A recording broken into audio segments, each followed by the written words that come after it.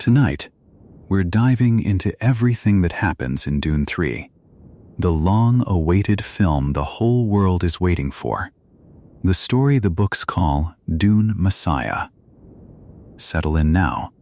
let your shoulders soften, and let the room around you grow dim and warm. There is nothing to solve here, and nothing to fear, only a slow, even voice carrying you gently through the tale that picks up where Dune Part 2 left off. If these long, quiet stories are the ones that finally ease you under, a gentle subscribe keeps them coming, night after night, and that is the only small thing I will ask of you before we begin. Over the next 20 chapters we will move, without haste, through the whole of it. The Emperor Paul becomes the holy war fought in his name, the burden of seeing every future at once, the quiet grief of Chani, a resurrected friend,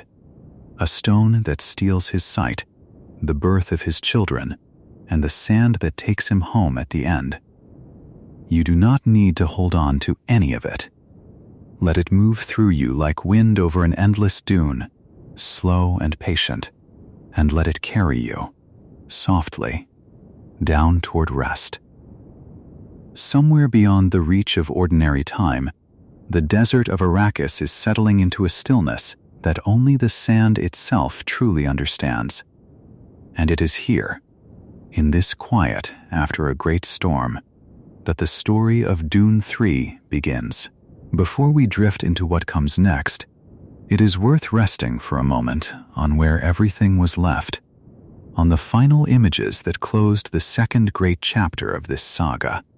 because those images are the seeds from which every following sorrow and wonder will grow. Paul Atreides, once a boy called by many names, once a refugee walking barefoot into a desert that seemed built only to kill him, has become something the galaxy has never quite seen before. He stood at the end of that story upon the black rock of Arrakeen, beneath a sky crowded with the ships of great houses summoned from every corner of the Imperium, and he did what no one, not even the Bene Gesserit, who spent 10,000 years shaping bloodlines toward this exact moment, believed a single man could do. He called down the challenge to an emperor. He faced Feyd-Rautha Harkonnen,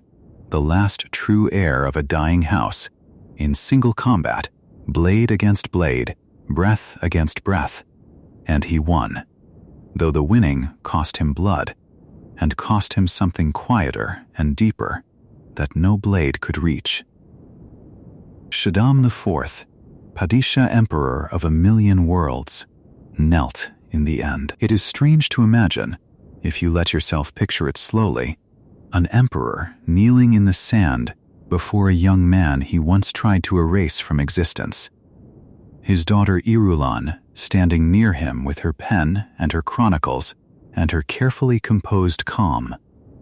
watching history fold itself into a new shape right in front of her. Paul took the throne not by inheritance, but by conquest, and stranger still, he secured it not only with a blade, but with a marriage, for he accepted Irulan's hand in a political joining that bound the old empire to the new one, even as his heart remained entirely elsewhere. That elsewhere was Chani. Chani, of the desert, of the Fremen, the woman who had loved Paul before he was anyone's emperor, before he was anyone's messiah, when he was simply a stranger the desert had not yet decided to kill or to keep. Chani watched the marriage happen, and she watched Paul make his vow to Irulan a vow of politics only, never of the heart, and though this eased nothing in her, she stayed close to him, because whatever Paul was becoming, she was choosing to walk beside it anyway, even as the walking grew heavier with every step. Around them, the true weight of what had happened was gathering like a second storm behind the first. The Fremen, the desert people who had endured centuries of hardship, who had learned to drink the water of their own dead and to ride the great sandworms as though riding a god. had found in Paul something they had waited countless generations to find, a figure their oldest legends said would come to lead them out of the desert and into dominion over the stars. They called him Muad'dib. They called him the Lisan al-Ghaib, the voice from the outer world, and in their eyes he was not merely a leader now, he was destiny, wearing the shape of a man. And destiny, once it takes a shape, does not like to stay still. Across the crowded landing fields of Arrakeen, Fremen legions stood in their thousands upon thousands, warriors who had spent their lives beneath twin moons, learning to survive on nothing, now armed and ready and utterly certain that the universe itself had chosen them. Their faith in Paul was not a gentle thing. It burned. It was the kind of faith that does not ask questions, the kind that does not pause to consider mercy, because it has already decided that the cause is holy and holiness excuses everything done in its name. It is important, as we drift toward the next part of this long story, to notice the quiet in Paul's own eyes during those final moments of victory.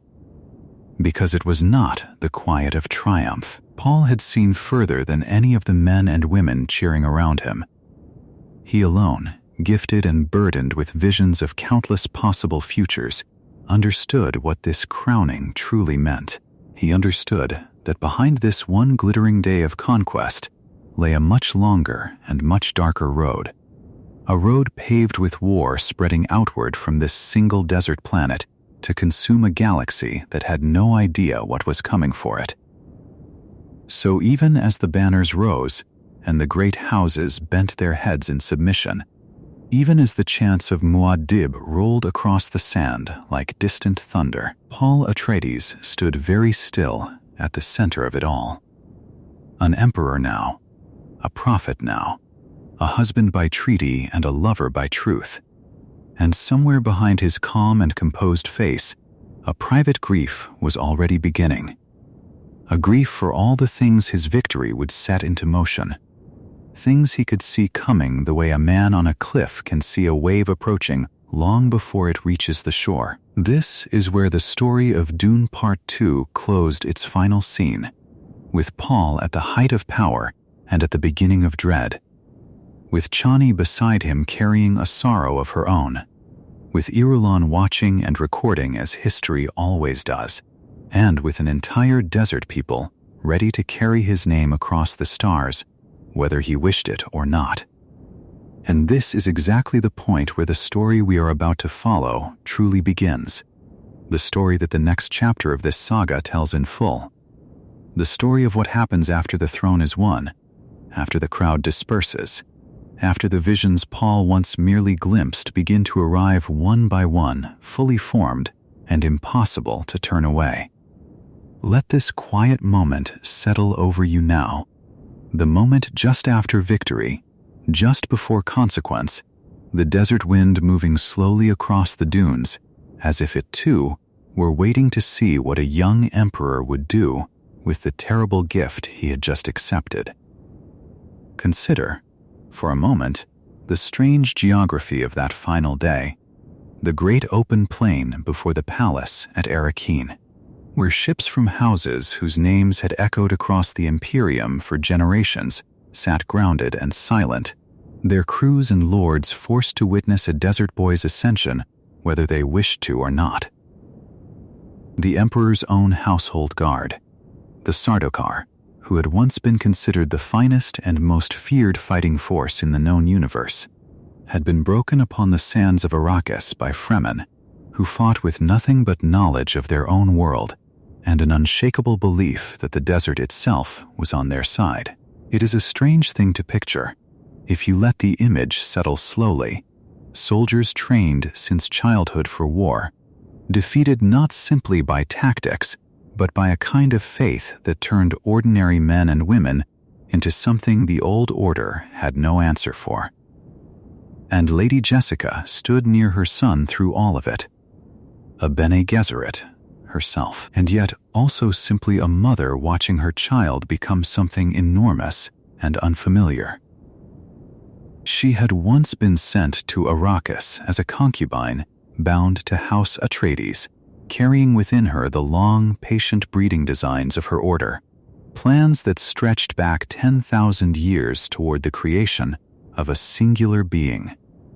a Kwisatz Haderach, who might see across time itself. She had broken those plans in one small, private act of love, choosing to bear a son rather than the daughter her superiors demanded, and now, standing at the edge of this vast crowning, she watched the unintended consequence of that choice rise before her like a second sun. Whatever pride she may have felt in that moment lived alongside a colder, quieter recognition of what her own defiance had set loose upon the galaxy. There is a hush that falls over certain endings, a hush that arrives not because nothing more is happening, but because everything that will happen next has already been decided in ways too vast for any single person in that crowd to fully perceive. The chanting of muad'dib rolled across the landing field like a tide finding its shore, voices rising from thousands of throats at once, and beneath that great and joyful sound, only a very few hearts in that crowd carried any sense of foreboding at all. Paul's was one. Chani's, standing near enough to see the particular stillness in his eyes, was another.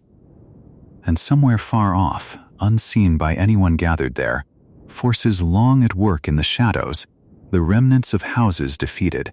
the quiet ambitions of the Bene Gesserit sisterhood. And other older powers, not yet named, had already begun to recalculate their positions in light of what this new emperor now represented. None of this weighed on the Fremen legions themselves in that hour. For them, this was simply the fulfillment of a promise older than memory,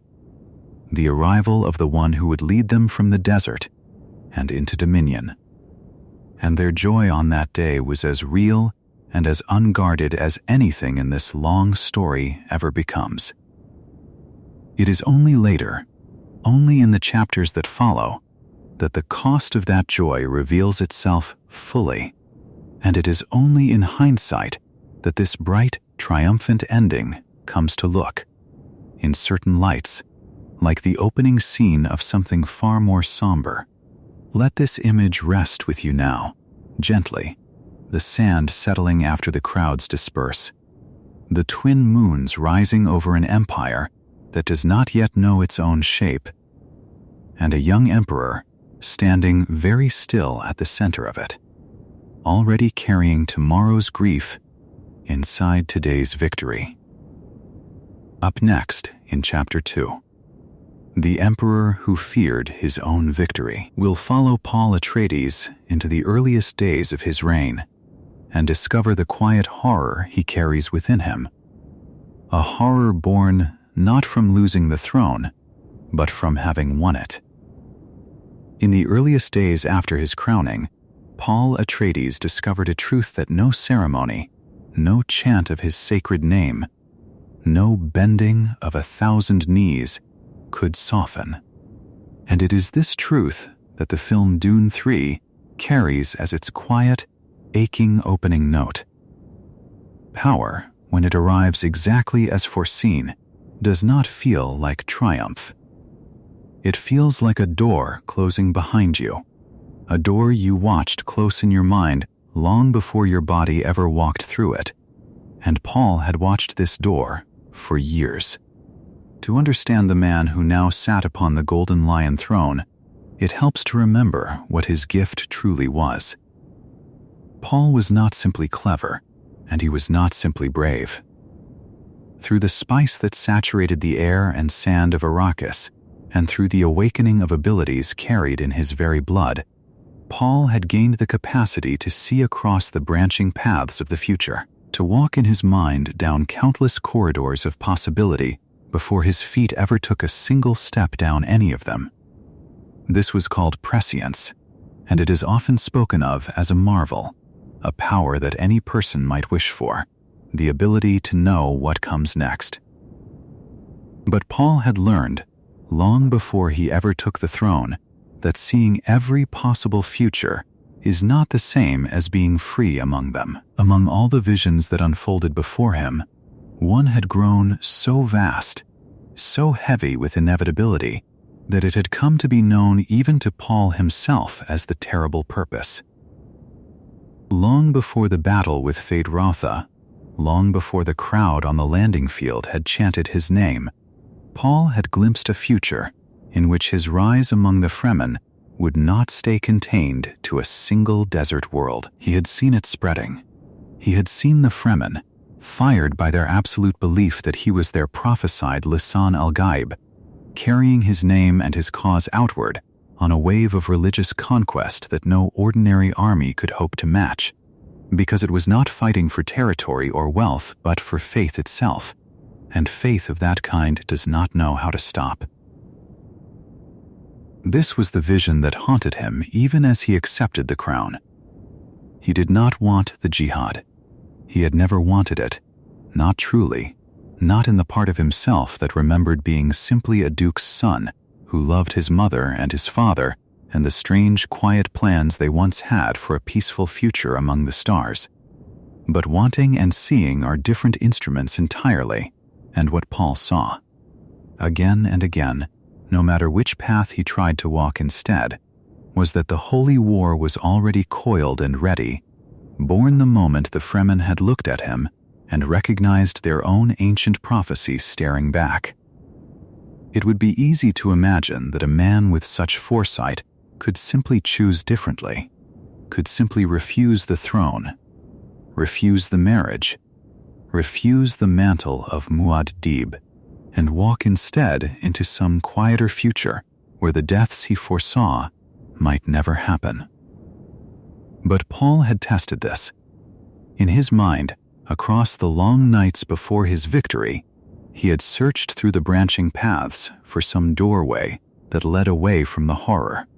some sequence of choices that spared the galaxy what was coming. And in nearly every path he examined, the alternative was worse: to refuse the Fremen's faith outright, to turn from the role they needed him to play, risked plunging humanity into a stagnation from which it might never recover, or into other catastrophes whose shapes were less legible but no less terrible. The jihad, awful as it was, sat at the narrow center of the paths that did not end in something even darker. This is the burden the film asks us to sit with in these early scenes of Paul's reign. The burden of a man who has become emperor of 1,000,000 worlds and yet feels, more than anything else, trapped.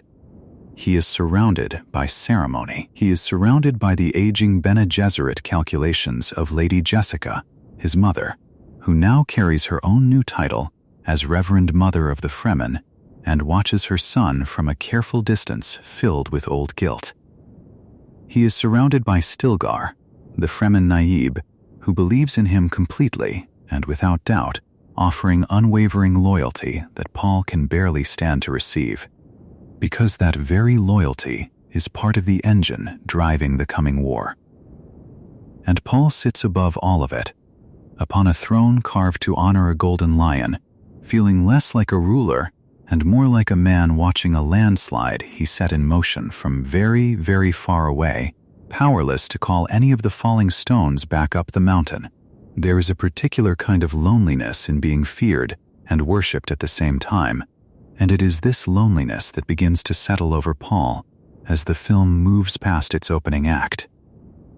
Every person around him sees a savior or a sovereign. Almost none of them see the frightened young man underneath, the one who remembers what it felt like before the visions came, before the name muad'dib replaced the name his father once called him gently across a dinner table on a green and rain-soaked world he can barely picture anymore. Chani alone comes close to seeing him clearly, and even she cannot fully reach him now, not with Irulan present as his wife in name, not with the machinery of empire already turning around them both, gears that had started moving long before either of them had any say in the matter. So it is here, in this soft and sorrowful place, that we leave Paul for the moment, an emperor who has won everything the prophecy promised him, and who fears, more deeply than he fears any enemy, the thing his victory has now made unstoppable across the stars. Part of what made this burden so heavy was the particular nature of Paul's prescience itself, for it was never a single clear image of the future arriving whole and certain. Instead, it came to him as countless branching corridors, some wide and well-lit, most narrow and dim, each one splitting again and again into further corridors the deeper he tried to walk them. To hold all of this in one mind, to try to weigh billions of possible outcomes against one another, while still needing to rise each morning and rule an empire, was a kind of exhaustion that no ordinary sleep could ever touch. Paul had described it, in quieter moments to those closest to him, as being caught within a kind of storm made of every choice he might ever make. A storm that never fully settled, no matter how still the room around him actually was. There was also the matter of the spice itself, the substance called melange that had granted him this terrible gift in the first place. Paul's body had become so saturated with it, so entwined with its properties after his transformation in the deep desert, that his very blood carried the mark of it. His eyes long since turned the deep, endless blue that marked every Fremen who had consumed enough of the spice to be forever changed. The spice had opened the doors of his mind, yes, but it had also bound him ever more tightly to Arrakis itself, to the one substance in the entire universe capable of powering interstellar travel, capable of extending life, capable of granting the visions that now ruled his every decision. He had become inseparable from the very thing that made him both powerful and captive at once. In these early days of his reign, Paul often found himself walking the private corridors of his palace at night, alone, but for a small number of trusted guards, who kept a respectful distance, his mind turning over the same terrible calculations again and again. He thought of his father, Duke Leto Atreides, a man who had tried to rule with honor even when honor cost him dearly, and who had died on this same planet in a betrayal orchestrated by House Harkonnen and the Emperor himself. He wondered, in his quieter hours, what his father would have made of the throne his son now occupied, whether Leto would have recognized any part of the empire Paul now commanded, or whether he would have seen only the terrible distance between the quiet, honorable rule he once practiced and the vast, unstoppable machine of faith and conquest his son now sat atop. And always, beneath these private wonderings, the visions continued their relentless work, showing him glimpses of a future he could not yet fully escape, images of distant worlds he had never visited and would perhaps never visit, cities whose names he did not know, populations whose faces blurred together into something almost unbearable to consider directly. He had learned, out of necessity, to hold these visions at a certain careful distance. The way a person learns to carry a heavy weight by adjusting their posture rather than by growing stronger, and it was this quiet, private adjustment, made over and over, night after night, that had begun to change something fundamental in him, hollowing out a small space where the boy he once was used to live. Let this heaviness rest gently now, not as alarm, but simply as understanding. The understanding that even the most powerful man in the known universe can feel, in his own private hours, entirely powerless against the current he himself set into motion. Up next in Chapter 3, The Holy War Across the Stars, we'll follow the jihad as it leaves Arrakis behind and spreads outward across the galaxy, carrying the name of Muad'dib to worlds that never asked for it and never saw it coming. There is a particular stillness that settles over a story just before it turns toward its darkest chapter, and it is in that stillness that we now approach the Holy War,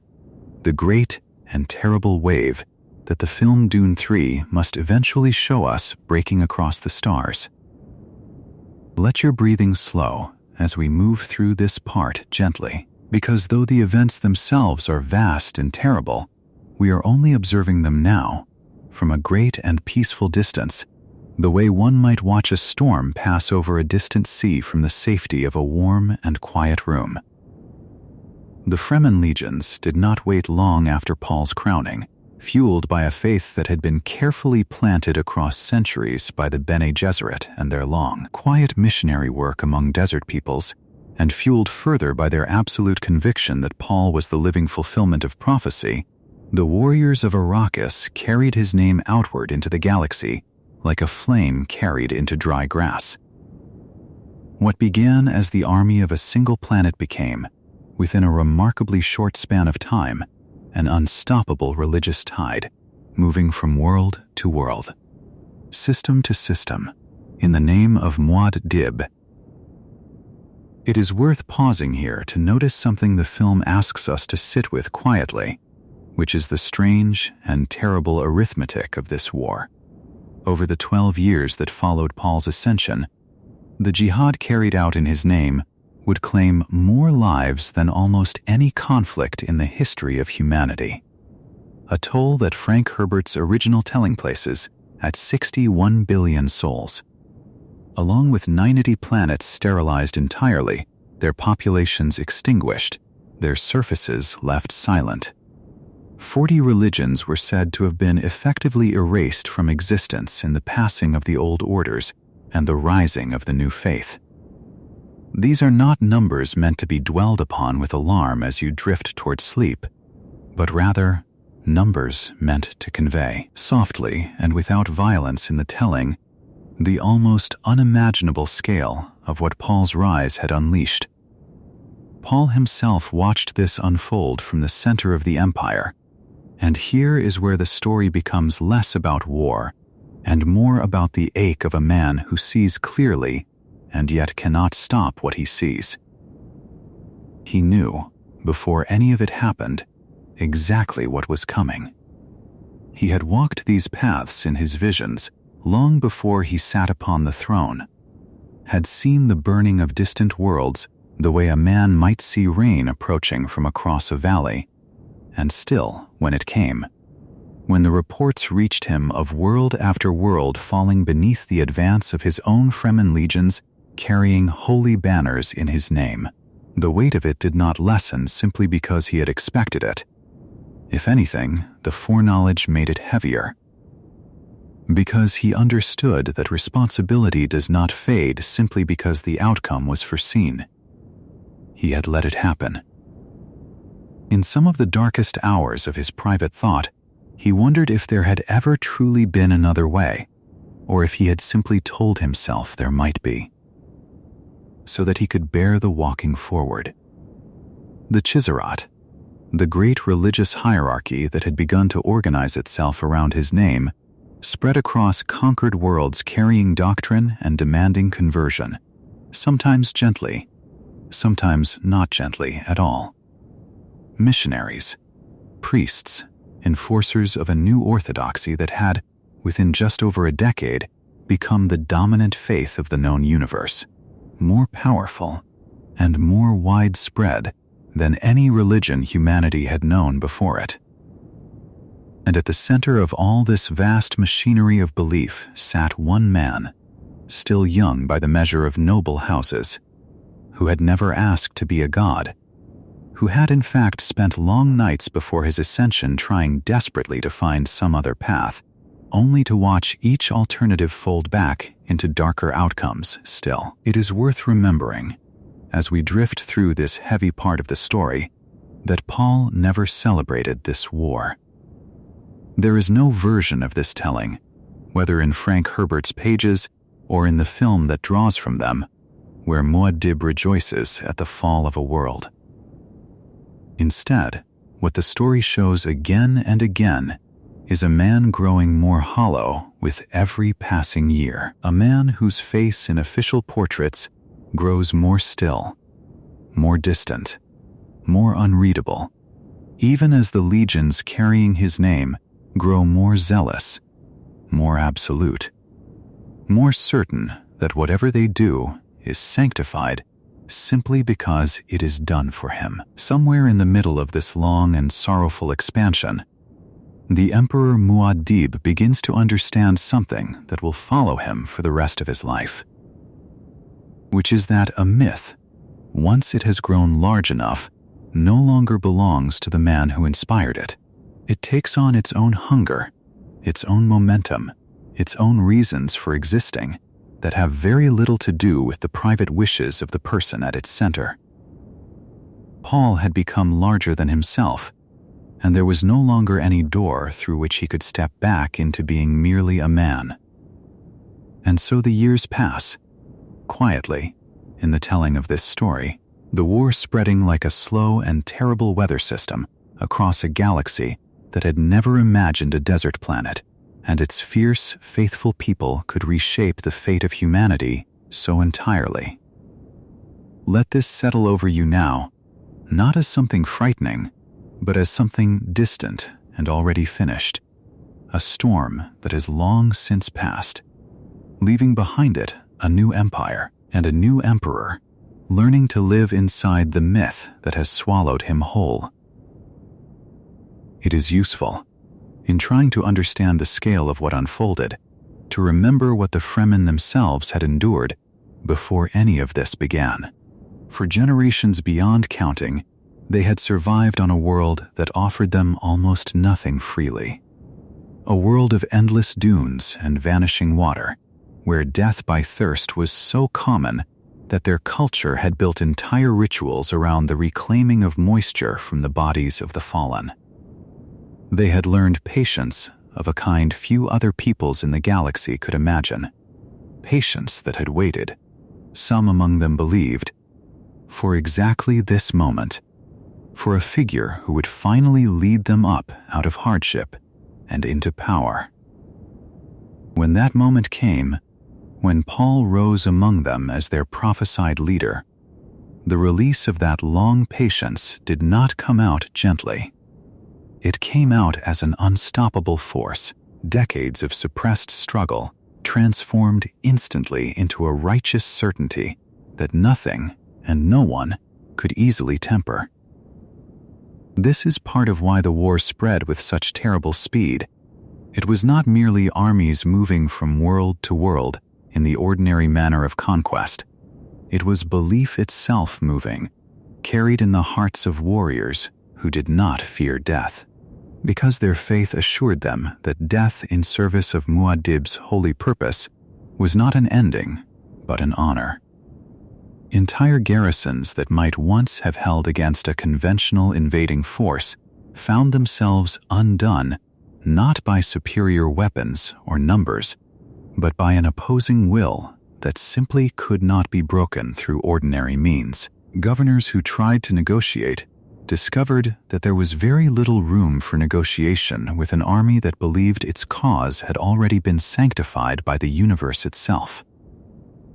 Paul, watching all of this from the growing distance that power imposes, began to understand something that troubled him more deeply than the death tolls themselves,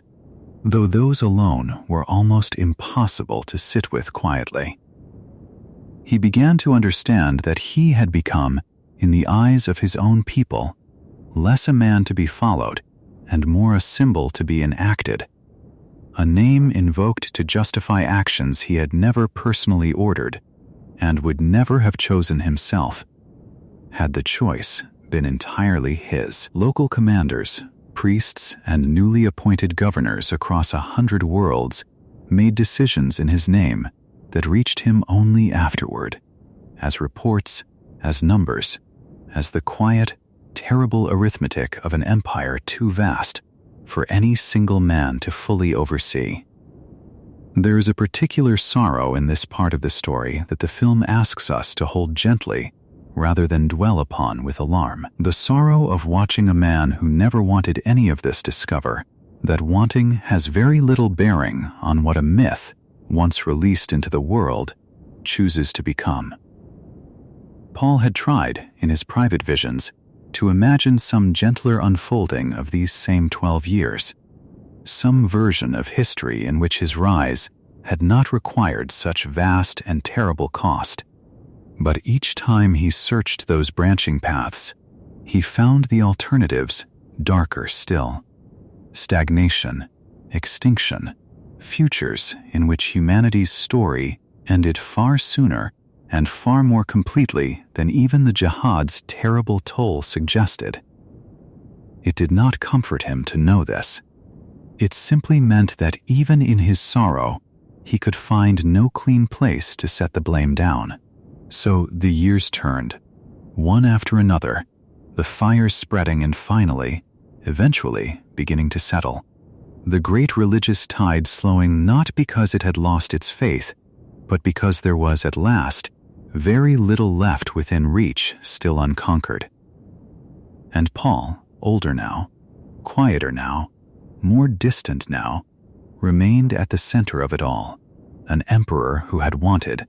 more than anything, simply to be believed capable of choosing differently, and who had learned slowly and painfully that some rivers, once loosed from their banks, cannot be called back no matter how much their source might wish it. Up next in Chapter 4, 12 years upon the Golden Lion throne, we'll rest inside the long, strange peace that follows the war, and see what kind of empire and what kind of emperor remains standing once the fires have finally settled. 12 years is a long time, long enough for a war to become history, long enough for a young emperor's face to grow into something more carved than living.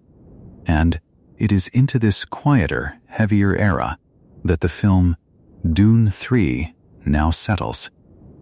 letting us rest for a while inside the strange calm that follows a storm too large to fully comprehend. Let yourself sink into this slower chapter of the story, because after all the burning we have just moved through together, this is where the tale grows still. And stillness, even a haunted stillness, has its own gentle rhythm. By the time we find Paul Atreides again, the jihad has largely run its course.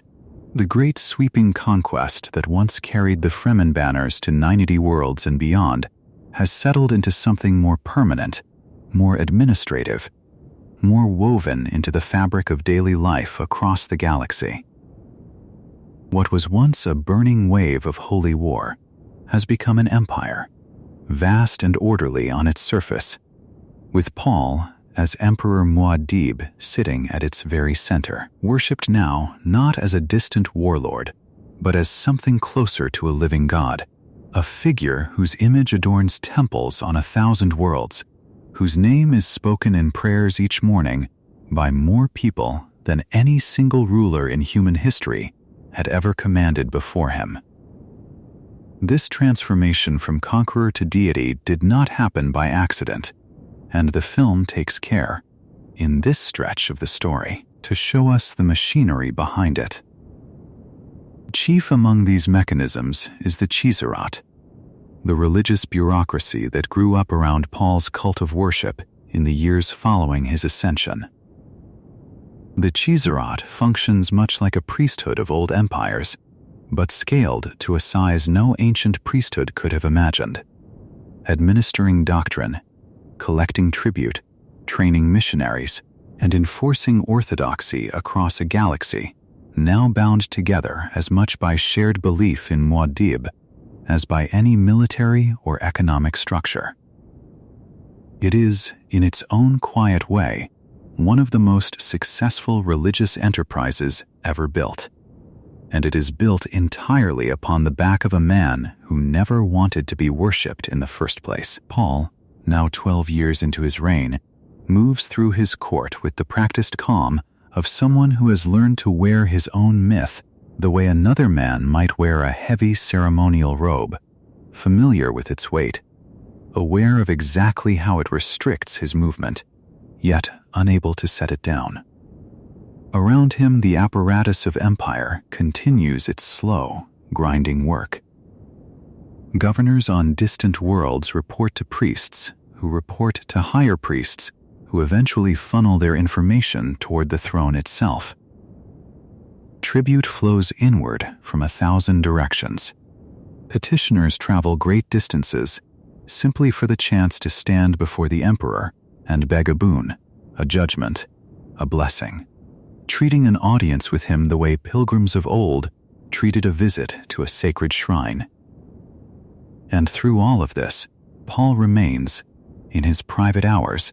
someone the film wants us to understand as deeply isolated. The very worship that surrounds him constantly ensures that almost no one around him speaks to him as an equal any longer.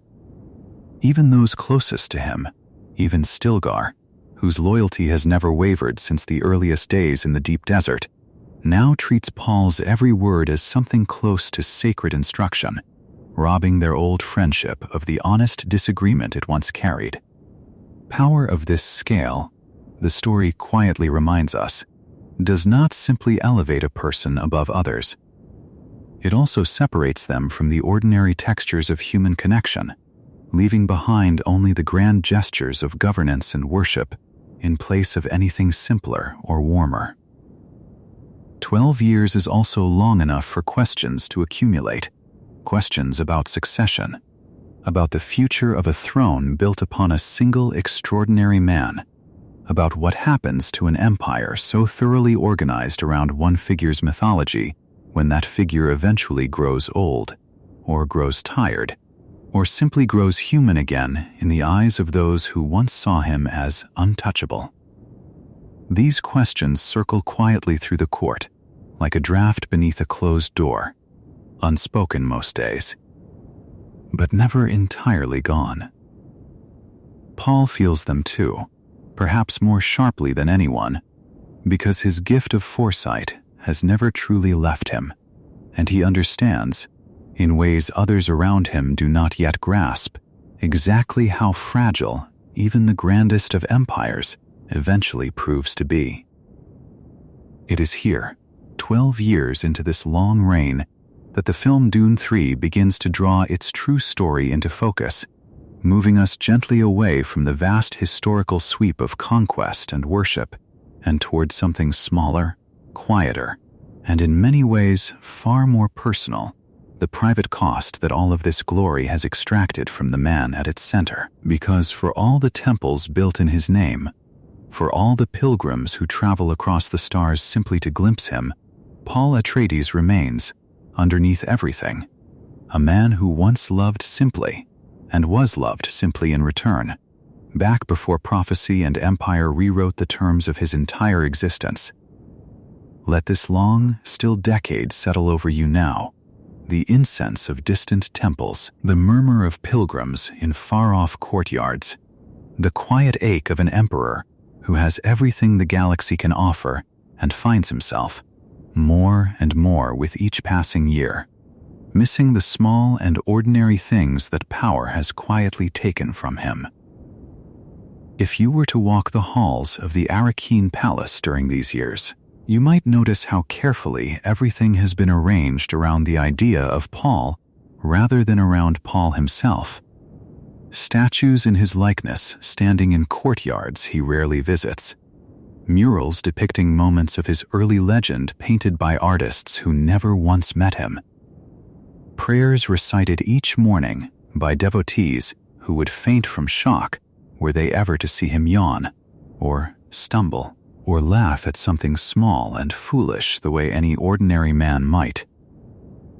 The empire had built, brick by brick and prayer by prayer, a version of muad'dib that existed almost entirely separate from the tired, watchful man who happened to share his name and his face. Chani remained close to him through these years, though closeness itself had become a complicated thing to measure. She held no formal title within the great hierarchy of the court, no official position among the priests and governors who filled the palace's endless corridors, and yet she remained, in the truest sense, the only person who saw Paul rather than muad'dib when she looked at him. She had watched the desert boy become an emperor, had watched the private griefs accumulate behind his composed public face, and she carried her own quiet grief through all of it as well. A grief the film will return to more fully in the chapters ahead, tied to questions of lineage, of children, of what it might mean to build a future with a man who belongs, in ways neither of them chose,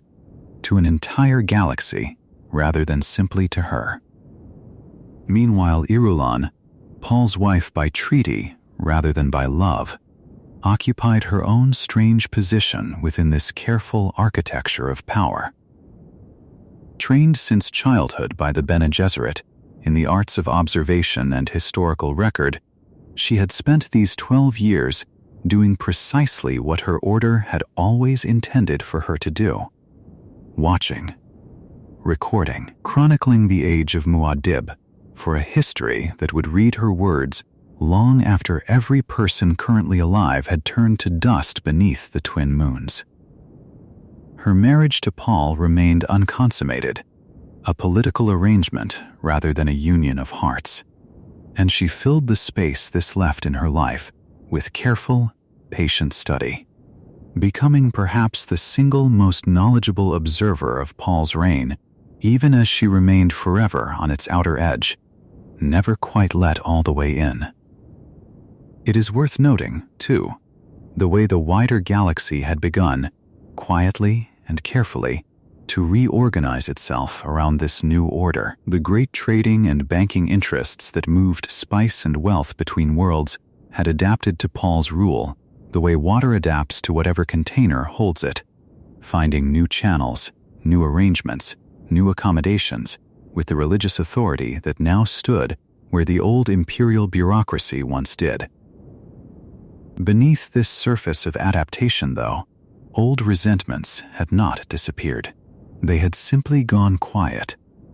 tucked away in the private councils of houses that had lost power, in the whispered conversations of Bene Gesserit sisters who had watched their 10,000-year breeding program produce an outcome they had never fully intended nor fully controlled, and in the patient, watchful eyes of a guild whose navigators depended so completely upon the spice that they could never afford to stand entirely apart from whoever controlled it. None of this had yet come to a point of crisis as the 12th year of Paul's reign settled over Arrakis like the long, familiar heat of another desert afternoon. But the film wants us to feel, even in this quieter chapter, the way pressure gathers slowly before it ever breaks. The way an empire this vast, built upon devotion this total, carries within its very foundations the seeds of the challenges soon to come. Up next in Chapter 5, The Loneliness of Seeing Every Future, we'll step closer into Paul's own mind and rest for a while inside the particular, aching solitude of a man who can see every road ahead of him and walks forward anyway. Somewhere far above the endless sand, in the quiet after every battle has already been decided, there rests an emperor who cannot escape the thing he most wanted. Paul Atreides sits upon the lion throne of a scattered empire, and the film that carries his story into its third and heaviest chapter begins to show what almost no one else can see, which is that the gift he was given on Arrakis was never simply a gift. It was a door, and once opened, it could not be closed, and behind that door lay every future that could ever happen, all at once, all real, all waiting. To understand the man the film shows sitting so still upon his throne, one must first understand what prescience actually cost him. When Paul drank the water of life, deep beneath the sand, he did not simply gain the power to glimpse tomorrow the way a fortune teller might glimpse a single card. He gained something far heavier. He gained the ability to walk, in his mind, down every branching path that time could take, to see the thousands of threads of possibility spreading outward from every choice, every word, every breath. Most people live forward through time blind, taking one step and then discovering what waits after it. Paul had lost that blindness. He could see the entire forest of what might come, every tree of consequence, stretching out in all directions at once. It would be easy to imagine that such a power would feel like freedom, the freedom of knowing, the freedom of never being surprised,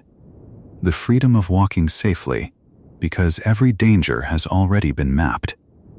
But the film reveals something gentler and sadder than that. It reveals that to see everything is to be trapped by everything, because among all those countless futures, one in particular kept calling to him with a terrible gravity. A future so vast and so violent that it seemed almost to pull all the other futures into itself. The way a great river pulls in every smaller stream until there is only the one current left. Paul had come to call this vision the jihad, the holy war that would spread his name across the stars like a fire spreads across dry grass, consuming everything it touched, whether that thing wished to burn or not. He had seen, long before he ever became emperor, that if he lived, if he became what the desert wanted him to become, the fire would come no matter what he did to try to smother it. He tried, in the years shown drifting past in the film, to bend the futures away from that burning path, to find some narrow crack of possibility where the deaths could be fewer, where the war could be shorter, where the worship of his name could somehow be gentler. But every path he found still led, eventually, back to the same wide river. The other futures existed, yes, small and pale and flickering at the edges of his vision, but they were so unlikely, so fragile, that reaching them would have cost him everything he loved, and even then he could not be certain they would hold. This is the loneliness the film asks its audience to sit with quietly. The loneliness of a young man who once only wanted to protect his mother and his house, and who now carries the full weight of a future he can see, but cannot fully choose. Every person around him, his advisors, his soldiers, his wife, his old friends from the desert, they all move through their days one moment at a time, hoping, guessing, wondering what tomorrow will bring. Paul does not have that mercy. He already knows the shapes of the tomorrows waiting for him, more of them than any single mind was ever meant to hold, and so where others feel anticipation, he often feels only the slow, patient ache of watching something arrive that he has already lived through 1,000 times in his own imagination. There is a particular kind of exhaustion shown settling over him, one that has nothing to do with sleep. It is the exhaustion of a man who must still choose, still speak, still rule, even though some part of him has already walked every hallway of every possible day. When he sits upon his throne and hears his ministers argue about grain shipments or troop movements, he is not only hearing their words, he is quietly comparing what they say against the branching futures already folded inside his memory, watching to see which thread of possibility their words belong to, watching the great river of the jihad either narrow slightly or widen slightly, with each small decision made in that room. No one else in the chamber can feel that shifting current. Only Paul. And beneath all of this, the film gently reveals a second, quieter grief, one that will grow larger as the story continues. To see every future is not the same as being able to live in all of them. Paul remains, underneath the visions and the titles and the crowds who chant his name as though he were a god descended rather than a man who simply survived long enough to become dangerous. A person capable of love, capable of hope, capable of wanting, quite simply, an ordinary happiness that keeps sliding out of his reach no matter which path he studies. He wants a family with Chani. He wants an end to the killing done in his name. He wants, more than anything, to stop being asked by history to be more than human. But every vision he examines shows him that the moment he steps back, the moment he lets go of the throne and the burden it carries, the jihad does not stop. It simply continues without him, guided by other hands, perhaps crueler hands. And so he stays, holding the terrible design close. Not because he chose it gladly, but because he has seen what happens in the futures where he does not hold it at all. The film lingers here with a soft and patient sadness, showing an emperor who is worshipped by billions and yet profoundly alone, surrounded always by people and never truly accompanied. Because no one beside him can see what he sees, and no one can share the particular weight of knowing so much about a future that has not yet happened to anyone else. It is in this quiet, aching solitude that the story now turns toward the person who might understand him best of all. The woman who has walked beside him since the desert first opened its arms to him. The woman named Chani, who wants something from their life together that the visions and the schemes hidden inside the palace walls seem determined to take away from her. There is a stillness to how the film chooses to show all of this, refusing to rush towards spectacle, even though spectacle would be easy to reach for, given how vast the stakes truly are. Instead, it lingers on small, quiet moments, a hand resting on a windowsill, overlooking a courtyard, a long pause before a simple answer to a simple question, because in each of these small moments, the audience is invited to feel the enormous distance between what Paul appears to be doing and what he is actually enduring. He appears merely to be listening to a report on grain shipments.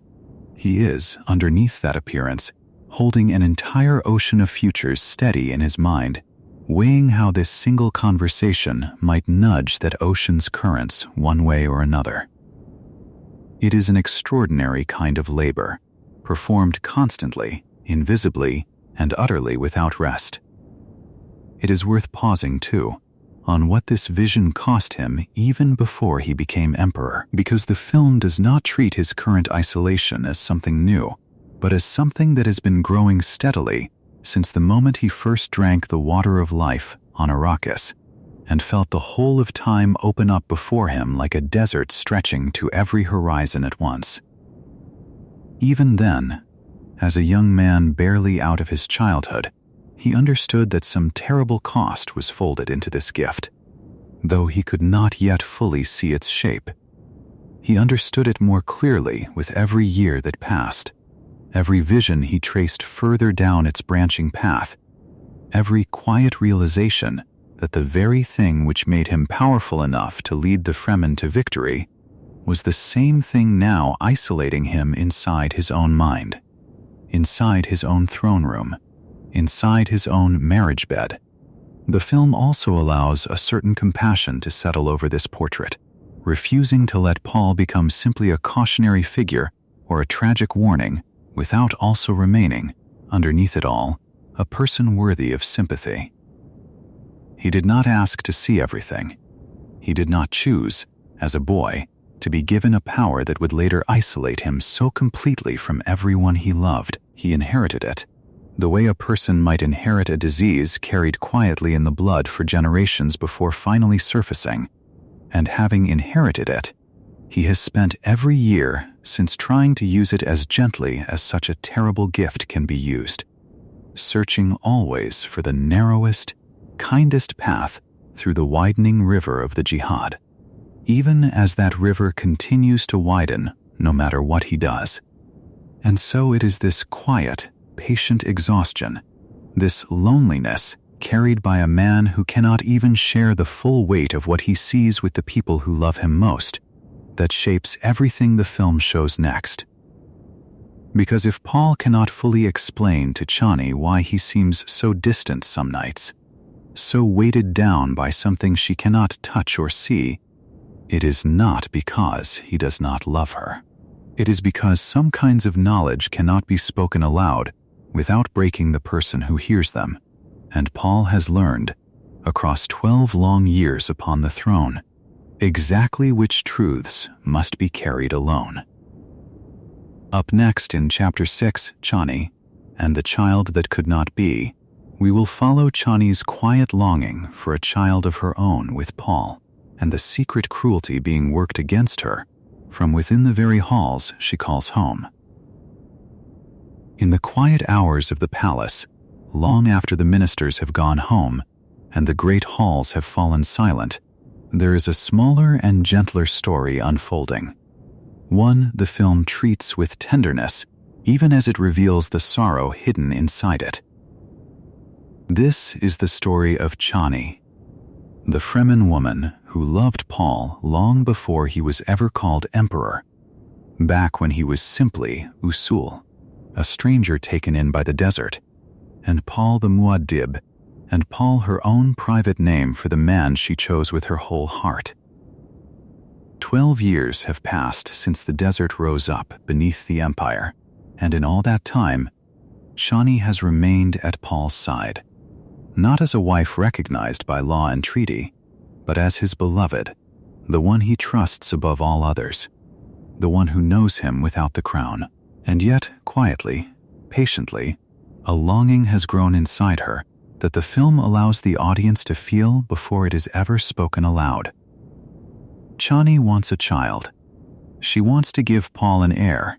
someone born not of politics or bloodline calculations, but of the love the two of them share. Someone who might carry forward both the blood of the desert and the blood of the Duke's line, joined together freely, the way she herself was joined to Paul freely, without contracts, without court ceremony. She has watched the years slip past, each one bringing new wars fought in Paul's name, new titles added to his already impossible list of names, and through all of it, she has wanted only this one small, human thing, a family of her own making. But something strange and unspoken has stood in her way, something the film reveals slowly, the way a shadow only becomes visible once the light shifts just enough to show its shape. Chani does not conceive. Month after month passes without the child she longs for, and though she does not yet understand why, there is a reason, a hidden and deliberate one, quietly at work beneath the surface of her daily life. Princess Irulan, the emperor's official wife by treaty, the daughter of the old fallen emperor, has been secretly placing something into Chani's food and drink, a substance meant to prevent exactly the thing Chani wants most. This is a cruelty the film handles without spectacle, without raised voices,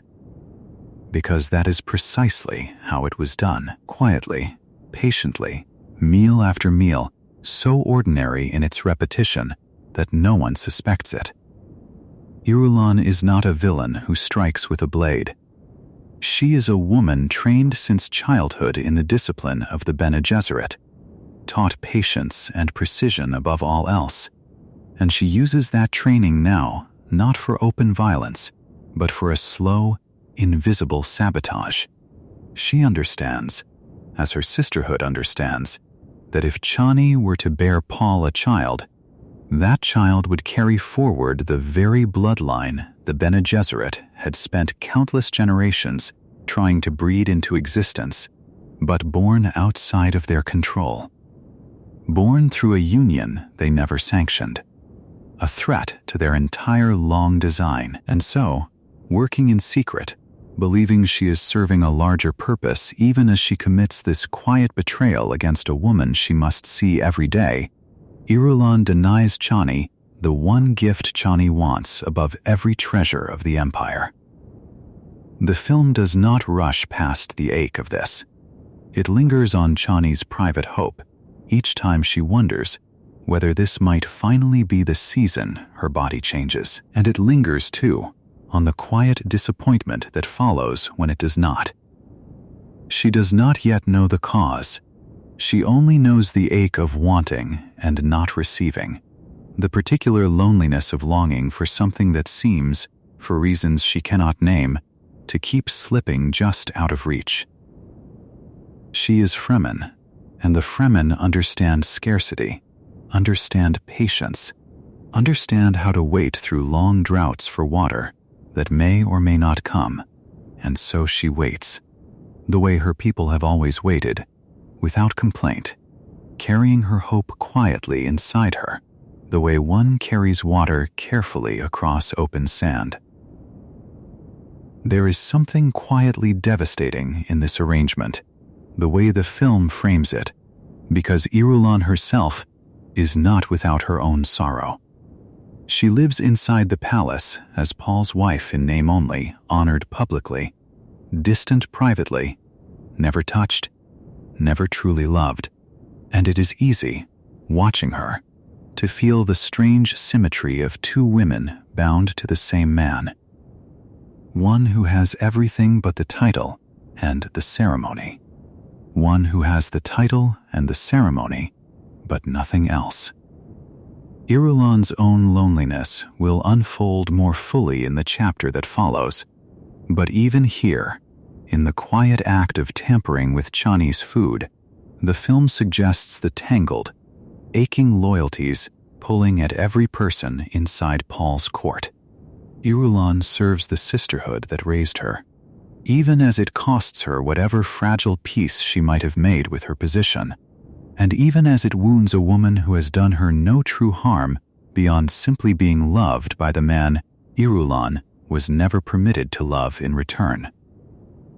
Paul, for his part, does not yet know the precise cause of Chani's difficulty either, though the film shows him aware. In the quiet way he is always aware of things, that something feels wrong about the pattern of these years, some thread in the tapestry of the future that keeps refusing to resolve the way he might have hoped. He cannot always tell, even with his prescience, which parts of the pattern come from natural chance and which come from hidden hands working against him. Because so many hidden hands are working against him now, gathered in the shadows of his own court, patient as spiders, waiting for the right moment to pull their threads tight. And so the story settles here, in this soft and sorrowful place, with Chani carrying her quiet hope through another season of disappointment, unaware of the secret working against her, and with Irulan carrying her own secret loneliness through the same palace halls, bound by duty to a plan that costs her more each day that she serves it.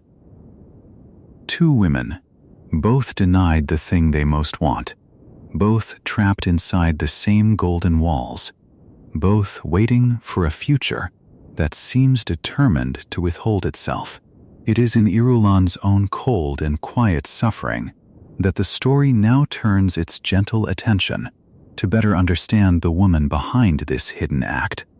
and the long years of waiting that brought her here. The film takes its time with the texture of Chani's daily life inside the palace, showing how thoroughly the ordinary rhythms of a shared meal, a shared cup, a shared quiet evening, can become the hidden battleground for something Chani does not even know she is fighting. She trusts the food brought to her table.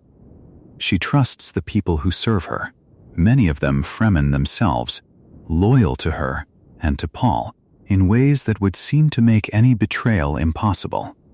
And this is precisely why Irulan's quiet sabotage works as well as it does, because it hides inside the very trust that makes palace life bearable, slipped into something as ordinary as a spice added to a dish, small enough to escape every eye, patient enough to work across months and years rather than days. There is a particular sorrow, too, in how the film shows Chani interpreting her own body's silence, raised among the Fremen, taught from childhood that the desert rewards patience and punishes impatience severely. She does not rage against her disappointment, so much as fold it quietly into herself, telling herself that perhaps the timing is simply wrong, that perhaps the stresses of court life or the burdens riding on Paul's shoulders have some natural effect she cannot fully name. She reaches, in other words, for every explanation except the true one, because the true one, a deliberate hand working against her from within her own household, is almost too cruel a thing for her to imagine, even living as she does inside a court thick with old rivalries and older grudges. And beneath this personal sorrow, the film gently reminds its audience of something larger stirring, just past the edges of Chani's private grief, which is the sheer scale of what a child born to Paul and Chani together would actually mean for the wider galaxy. Such a child would carry forward two lines at once: the noble blood of House Atreides and the hardened, desert-born blood of the Fremen, joined not through a calculated match arranged for political convenience, but through a love that grew freely in the harshest place in the universe. To some, such a child would represent hope, a living symbol of two worlds joined by devotion rather than treaty. To others, particularly to the Bene Gesserit watching from their own long and patient distance, such a child represents something far more dangerous, an outcome born entirely outside their careful calculations, a piece moved onto the board that they themselves did not place there and cannot fully predict. It is this fear, more than any personal cruelty toward Chani herself, that drives the quiet sabotage forward, and it is a fear the film asks its audience to hold gently alongside their sympathy for Chani, because understanding why a wrong is done does not make the wrong any less painful for the woman living through it. Chani continues, through it all, to hope, to wait, to love Paul as fully as she has always loved him, unaware that her own body has become a quiet battlefield in a war being fought by powers she cannot see, powers moving carefully behind the golden walls she calls her home. Up next in Chapter 7, The Princess Who Waited in the Cold, we will follow Irulan's own story, the unwed wife of an empire, the historian who watches from just outside the warmth she was never allowed to enter. There is a particular kind of cold that has nothing to do with temperature, and the film finds it living quietly inside Princess Irulan, daughter of the emperor whose empire Paul Atreides took, wife of the emperor who now sits where her father once sat, and yet never. In all the years since that marriage was arranged, a woman who has known the warmth of being truly wanted. Her story unfolds gently here, not as the story of a villain, though her choices will carry consequences that ripple outward through everything that follows, but as the story of a woman shaped entirely by duty, trained from childhood to serve purposes larger than her own happiness, and left, in the end, standing just outside the one door she most wished to walk through. To understand Irulan is to understand the strange bargain struck at the end of the Great War on Arrakis, when Paul, victorious, needed to secure his claim to the throne beyond any doubt, and the surest way to do so was to marry the daughter of the emperor he had just defeated. It was never meant to be a marriage of love. Both of them understood this from the very beginning, and the film shows this understanding settling over Irulan not as heartbreak exactly, because she had been raised by the Bene Gesserit to expect exactly this kind of arrangement, marriages built from politics rather than affection, alliances sealed with a wedding rather than a treaty alone. But understanding a thing and living inside it comfortably for 12 long years are not the same, and the film allows the audience to feel the slow accumulation of that difference. Irulan lives in the palace as empress in title only. She attends the ceremonies, she is seen beside Paul when the occasion requires a wife at his side, She carries the name and the honor that comes with it, and yet she is never invited into the private rooms of his life, never held, never loved, never given the one thing a marriage is supposed to offer, even amid all its political calculation, which is companionship. Chani has that. Chani has his nights, his confidences, his laughter, his grief. Irulan has his signature beside hers on state documents and a chair near his throne during public audiences, and beyond that, very little at all. But the film does not let Irulan simply be a figure of pity, because alongside her loneliness there lives a formidable and restless mind. She is, among the many things she was trained to be, a historian, one of the great chroniclers of her age, and it is Irulan's own writings that the wider galaxy will come to know as the record of Paul Muad'dib's rise. The books that shape how billions of people across countless worlds will understand the man who became their god-emperor. There is something quietly remarkable in this. The way the film frames it, a woman denied any real closeness to the man she is married to, and yet given, almost as compensation, the power to be the one who writes his story for all of history to read. She observes him more closely than almost anyone, not through intimacy, but through study. Watching him the way a scholar watches a subject, cataloging his words, his decisions, his silences, turning her proximity to his court into the raw material of the very histories that will outlast them all. And it is this exact position, so close and yet so distant, that leaves her vulnerable to exactly the kind of quiet manipulation the film has already shown at work. Irulan remains, beneath the historian's discipline and the empress's composure, still a daughter of the Bene Gesserit, still bound by the training and the loyalty instilled in her since she was a small child. Long before she ever met Paul Atreides, the sisterhood raised her to serve their long design. Their careful breeding program stretched across countless generations, and even now, married into the very throne that disrupted their plans, she has never fully set aside the obligations of her upbringing. When the sisterhood asks something of her, quietly, through channels she has known her whole life, she finds herself unable to refuse entirely, caught between the marriage that gives her no warmth and the order that raised her and shaped every value she carries. This is why, the film reveals, she becomes willing to place something into Chani's food, a quiet act meant to prevent the child Chani so deeply wants, because somewhere inside, her own justification. Irulan has convinced herself that she is not simply committing a cruelty against another woman, but participating in something larger, something owed to the sisterhood that made her who she is. There is, too, a harder truth beneath this softer one the film does not shy away from, which is that Irulan's own loneliness, her own years of being denied a family and a true partnership,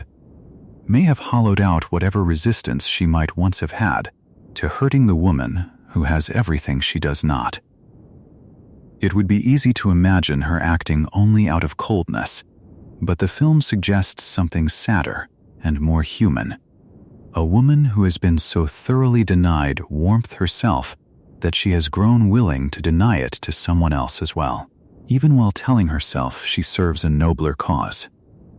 And so Irulan becomes, without ever raising a blade or a weapon of any kind, one thread inside a much larger conspiracy now gathering quietly around Paul's throne, a conspiracy the film will soon reveal in its full and tangled shape. She is not its architect. She is one piece among several, drawn in by old loyalties and old wounds, by the particular ache of a woman who waited 12 years in the cold for a warmth that was never coming, and who found, in that long waiting, a willingness to let others use her position for purposes she does not entirely control, and perhaps does not entirely wish to examine too closely. It is a portrait the film paints with unusual gentleness for a figure who will play so consequential a role in the story ahead,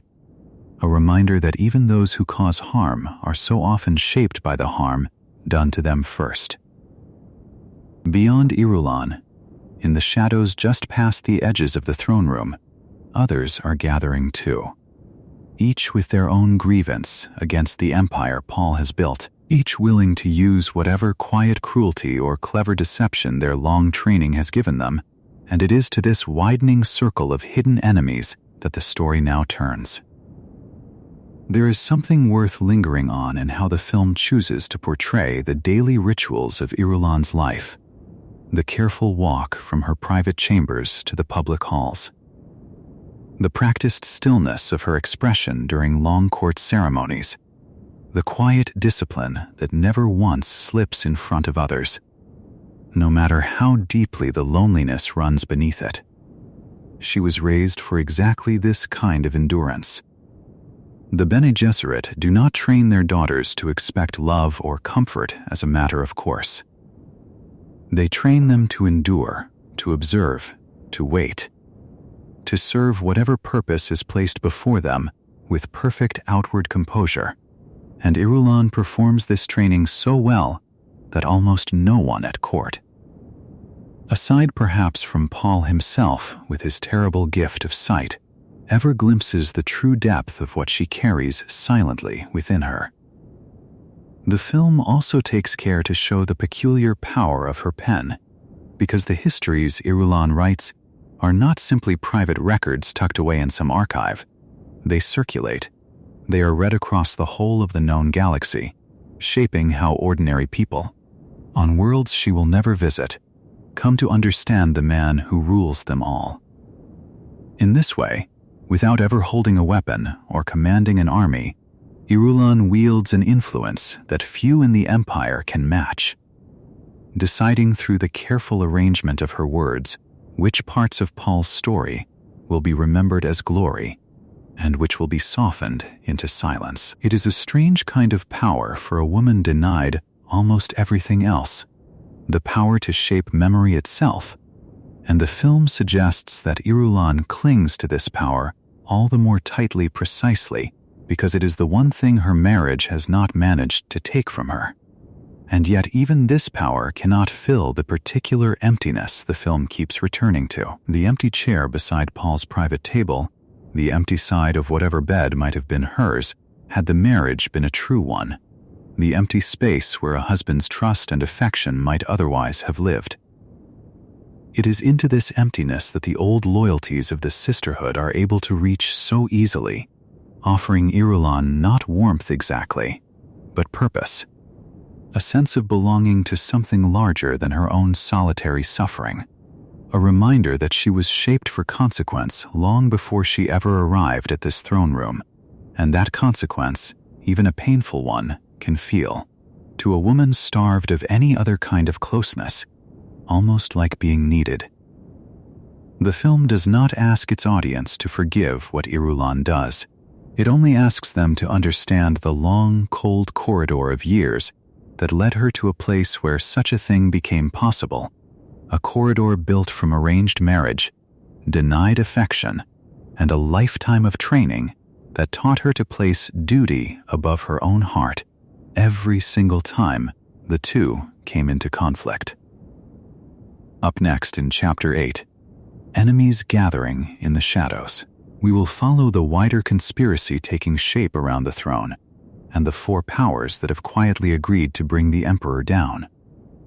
Far beneath the golden ceremony of the throne room, in places no public eye is permitted to see, a quiet gathering has been taking shape for years, and the film now draws back the curtain on it, slowly, the way one might draw back a heavy drape to reveal a room that has been dark and occupied the whole time without anyone outside ever suspecting it. Four great powers of the Old Order, powers that once shaped the fate of the Empire before Paul Atreides ever rose from the sand, have found common cause in a single quiet purpose, which is the undoing of the God Emperor, sitting upon the lion throne. None of them love one another. None of them fully trust one another. But each of them has been wounded by what Paul has become, and in that shared wound they have found, however uneasily, a shared plan. The first of these powers is the Bene Gesserit, the ancient sisterhood of women who spent countless generations breeding bloodlines across the galaxy with the patience of those who measure time in centuries rather than years, working always toward a single hoped-for outcome. A person who might master both the future and the past within a single mind. Paul was meant to be a step toward that goal, perhaps even close to its fulfillment. But he was born a generation too early, the result of a mother who broke the sisterhood's careful plan out of love for the man she served, rather than obedience to the order that trained her. And so the sisterhood watches Paul now not with pride at having nearly succeeded, but with fear at having lost control of something they can no longer guide or contain. The film shows their most senior voice in this quiet plot as the Reverend Mother Gaius Helen Mohiam, the very woman who once tested Paul as a boy with pain and a poisoned needle to see whether he was truly human, now older still, her own body failing her, yet her mind as sharp and as patient as ever, moving pieces across a board that spans the whole of known space. The second power drawn into this shadowed alliance is the Spacing Guild, the ancient order that alone possesses the strange and terrible ability to fold space itself, guiding the great highliners safely between the stars. The film reveals one of their navigators, a man named Edric, whose body has been so transformed by decades, spent breathing the concentrated gas of the spice, that he can no longer exist outside a tank of that thick orange vapor. Floating there like something no longer fully human, his eyes gone distant and pale from a lifetime spent staring into futures only he and Paul can properly see. Edric represents the Guild's own deep unease because Paul's control over the spice, the very substance the Guild depends upon for its monopoly over travel between worlds, threatens to unravel the delicate balance of power the Guild has held for so long. Where the Guild once held enormous leverage over every throne in the galaxy, Paul's mastery of prescience and his position over the spice's source have made the Guild dangerously dependent upon a single man's goodwill. And dependency, for an order built entirely on controlling scarcity, feels very much like death approaching slowly. The third power is stranger still, and the film lingers on it with a kind of quiet unease, because these are the Bene Tleilax, the secretive masters of flesh and genetics from the hidden world of Tleilax, who deal in creations most of the galaxy finds unsettling to even speak of aloud, including the face dancers, beings who can reshape their own bodies and features to become perfect copies of anyone they choose. Their representative in this conspiracy is a face dancer named Cytail, moving through the story wearing whatever shape best serves the moment, a living instrument of deception whose true face very few will ever see. The Tleilaxu offer the conspiracy something none of the other powers can provide on their own, the ability to place a spy or an assassin inside the very heart of the palace, indistinguishable from someone Paul has known and trusted for years. And the fourth thread binding this conspiracy together is Irulan herself, already shown quietly working her own private cruelty against Chani, still bound to the sisterhood that raised her even as she wears the crown of Empress, caught between the throne she sits beside and the order she cannot fully abandon. Together, these four powers, ancient and patient, and each nursing its own private grievance against the man who has upended the old order of the galaxy, begin to move a single piece into position, a gift meant to appear innocent, meant to slip past even an emperor who can see the shape of the future itself. The film shows this gift prepared with extraordinary care, precisely because its makers understand what they are dealing with. An ordinary assassin, an ordinary poison, an ordinary blade in the dark. All of these Paul would see coming long before they arrived, his prescience laying out the danger like a map spread across a table. And so their weapon cannot be ordinary. It must be something built specifically to exist outside the reach of his vision, a blindness woven into the plot itself, capable of hiding in the one place even a man who sees every future cannot see. There is something almost mournful in the way the film presents this gathering. 4 very different powers, each with its own long history, its own grievances, its own reasons for fearing what Paul has become, setting aside their mutual suspicion just long enough to work together toward his fall. None of them, perhaps, fully understands what such a fall might unleash upon the galaxy they claim to be protecting. They see only the immediate danger of one man grown too powerful, too worshipped, too far beyond anyone's ability to check him. And in their fear they reach for the only tool sharp enough to cut through his gift of foresight, a gift disguised as an ordinary and welcome arrival at the palace gates. It is that gift, and the strange familiar face that arrives carrying it, that the story now turns toward, a face Paul has not seen in many long years, one that belonged once to a man he loved and lost upon the sand before he ever became emperor at all. The film is careful to show that none of these 4 powers acts out of simple malice, and this careful framing matters, because it allows the audience to understand the conspiracy not as villains twirling in the dark for the pleasure of cruelty, but as old, patient institutions each convinced, in its own way, that Paul's continued reign threatens the survival of everything it has spent centuries building. The Bene Gesserit fear the loss of their long breeding program, decades upon decades of careful selection unraveling because one bloodline slipped outside their control. The Guild fears the loss of its ancient monopoly over travel between the stars, a monopoly it has guarded jealously since long before Paul's grandfather was even born. The Tleilaxu, secretive and strange, fear simply being made irrelevant in a galaxy increasingly shaped around one man's singular vision, and Irulan, caught between the throne and the sisterhood that raised her, fears perhaps most quietly of all that she will spend her entire life mattering to no one at all unless she makes herself useful to somebody, even if that usefulness costs her a piece of her own conscience. The film also lingers, with a kind of somber patience,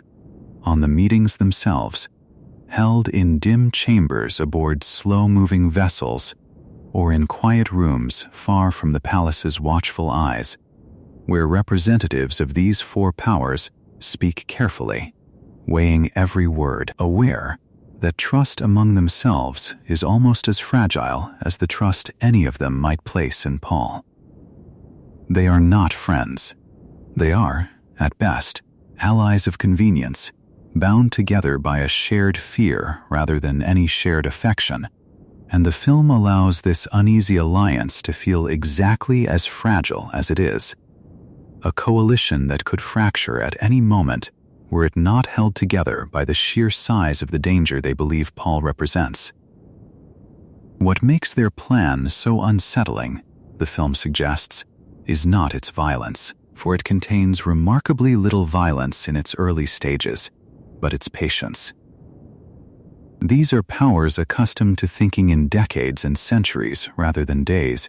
and so they are willing to wait, to plant their gift carefully, to let it sit quietly within the palace for as long as necessary before it does its work. It is this patience, this willingness to let time itself become a weapon, that makes their conspiracy so difficult for even a man who can see the future to fully anticipate.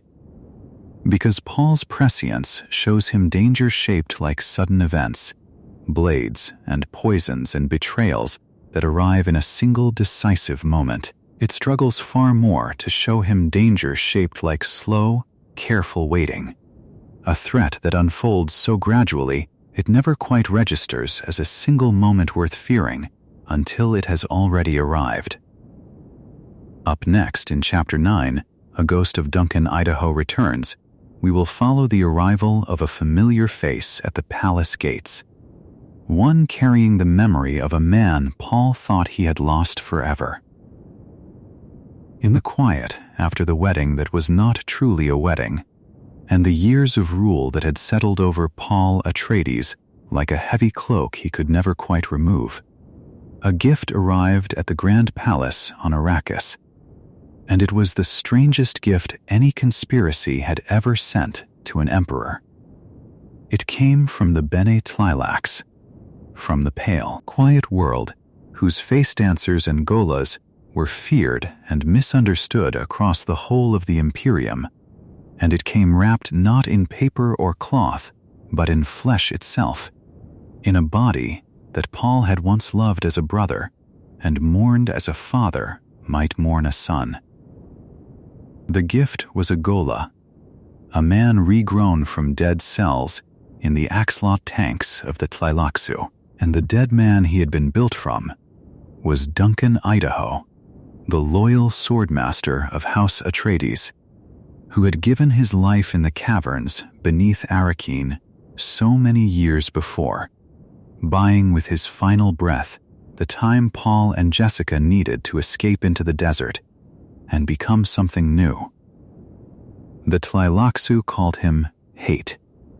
and they gave him that name deliberately, so that no one would mistake this new creature for the old friend he resembled so closely, and yet everyone who looked upon his face saw Duncan there, the same broad and honest features, the same steady eyes, though something in those eyes now moved differently, touched by training that Duncan himself had never received. For Hate had been shaped, in the tanks and afterward, into two things at once. He was a mentat,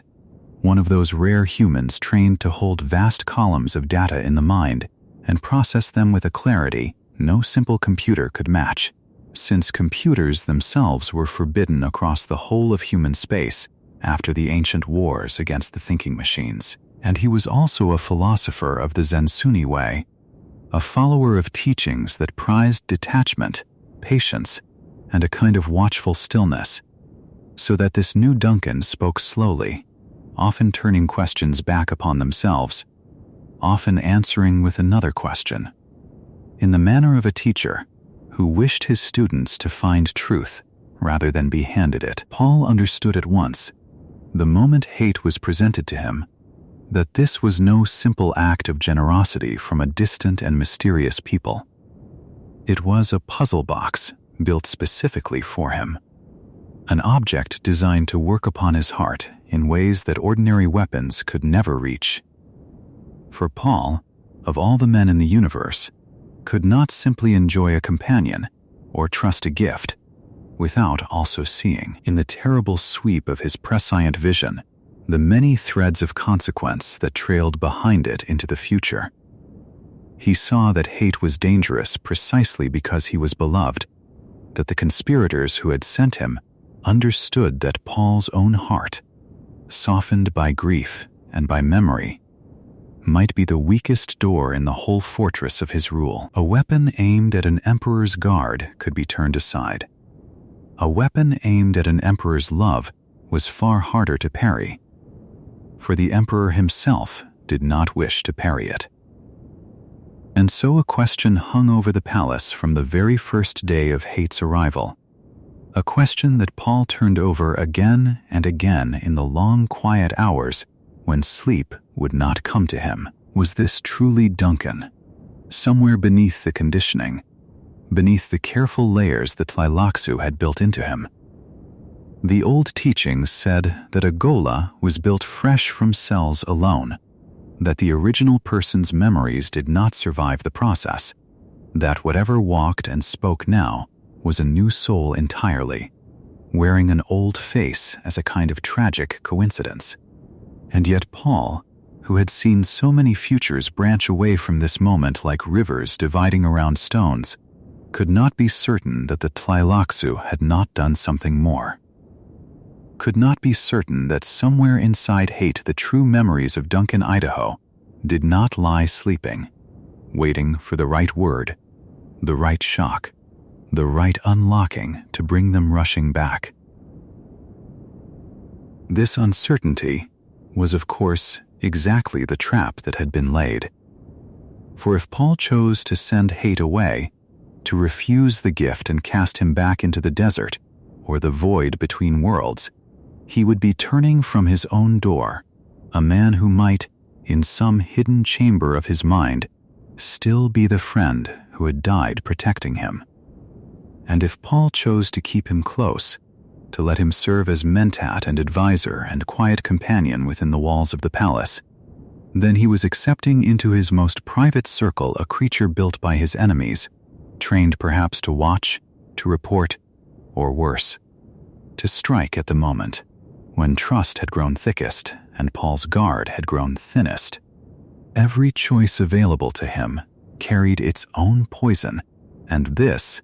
Paul understood with a weariness that had become almost familiar to him now, was simply how the game was played at this height of power,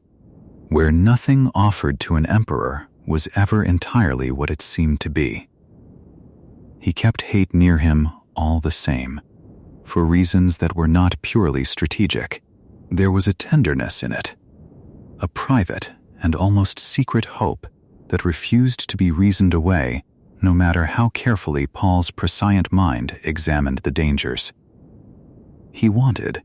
in some quiet corner of himself that had nothing to do with empires or holy wars, to speak again with the friend he had lost, to hear that steady voice offer counsel in the old way, even if the voice now came wrapped in Zensuni riddles and mentat calculations. Chani, too, watched Hate with her own complicated feelings, sensing in him something that unsettled her Fremen instincts, even as she recognized, in his bearing and his gentleness, echoes of the man who had once stood loyal beside House Atreides. The household around Paul grew accustomed, slowly, to this strange new presence moving through its corridors, a ghost wearing living flesh, a weapon that might also be a friend, a mystery that even the Emperor of 1,000 worlds could not fully unravel with all his terrible sight. And underneath it all, unseen by Paul even with his visions stretching forward across the years, the true architects of the gift continued their patient work. The Tleilaxu had built Hate for a purpose that went far beyond simple companionship or simple espionage, a purpose folded into his very conditioning, waiting for its moment, and the conspiracy that had sent him was only beginning to reveal the shape of its full design. Hate was but one piece upon the board, and stranger pieces still were already moving toward Arrakis from other corners of the Imperium, carrying their own secret purposes, their own long-hidden talents, drawing steadily closer to the throne room where Paul Atreides sat, burdened by love and by sight, waiting for a future he could see coming, and yet could not entirely prevent. There was, too, a particular ache in watching Hate move through rooms that Duncan Idaho had once walked through as a living man, an ache that touched not only Paul, but also his mother, the Lady Jessica, far away as she was upon Caladan, and Gurney Halleck, who had loved Duncan as a brother-in-arms during the long years of service to House Atreides. Word of the Gola's arrival traveled slowly outward from Arrakis, carried by messengers and by the careful gossip of court,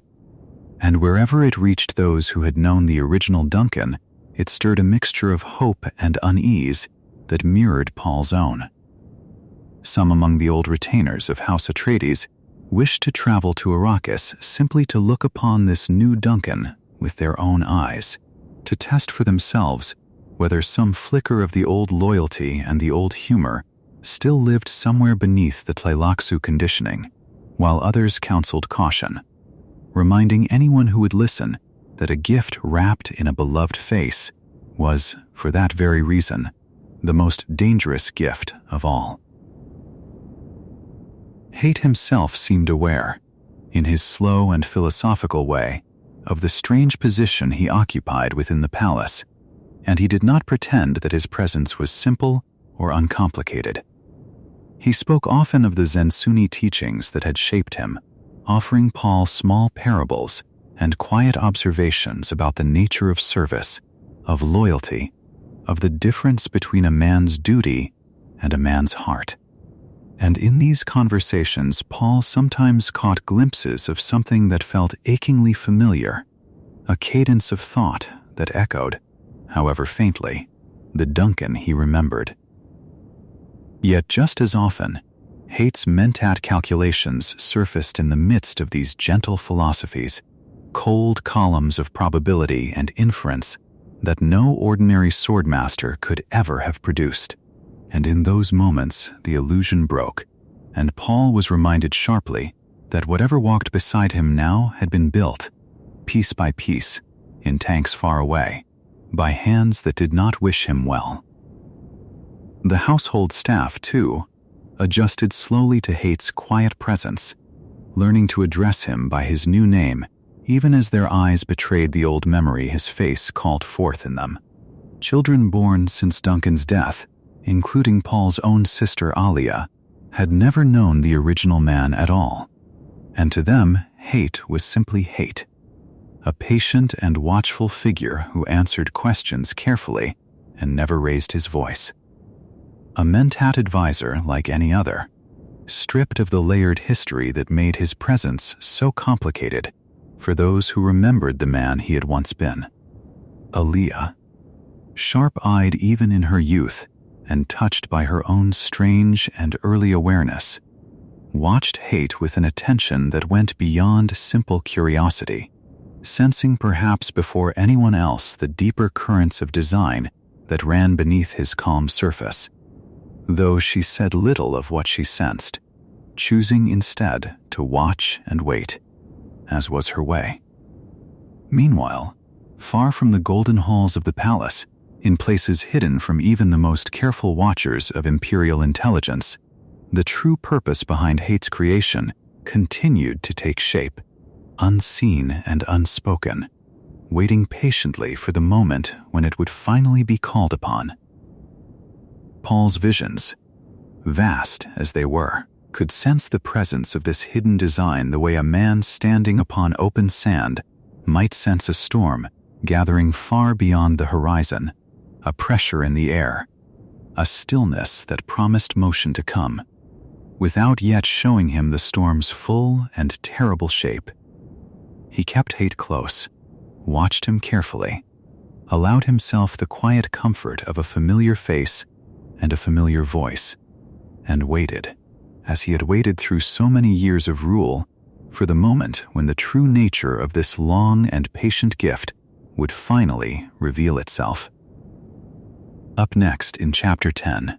The Shapeshifter and the Dwarf, we'll follow the other members of this quiet conspiracy as they take their places around the throne, a face that can wear any face at all, and a small, sharp mind whose gentle words carry a hidden and terrible compulsion. While Hate settled into his quiet place within the palace, moving through its corridors with the slow patience of his Zensunni training,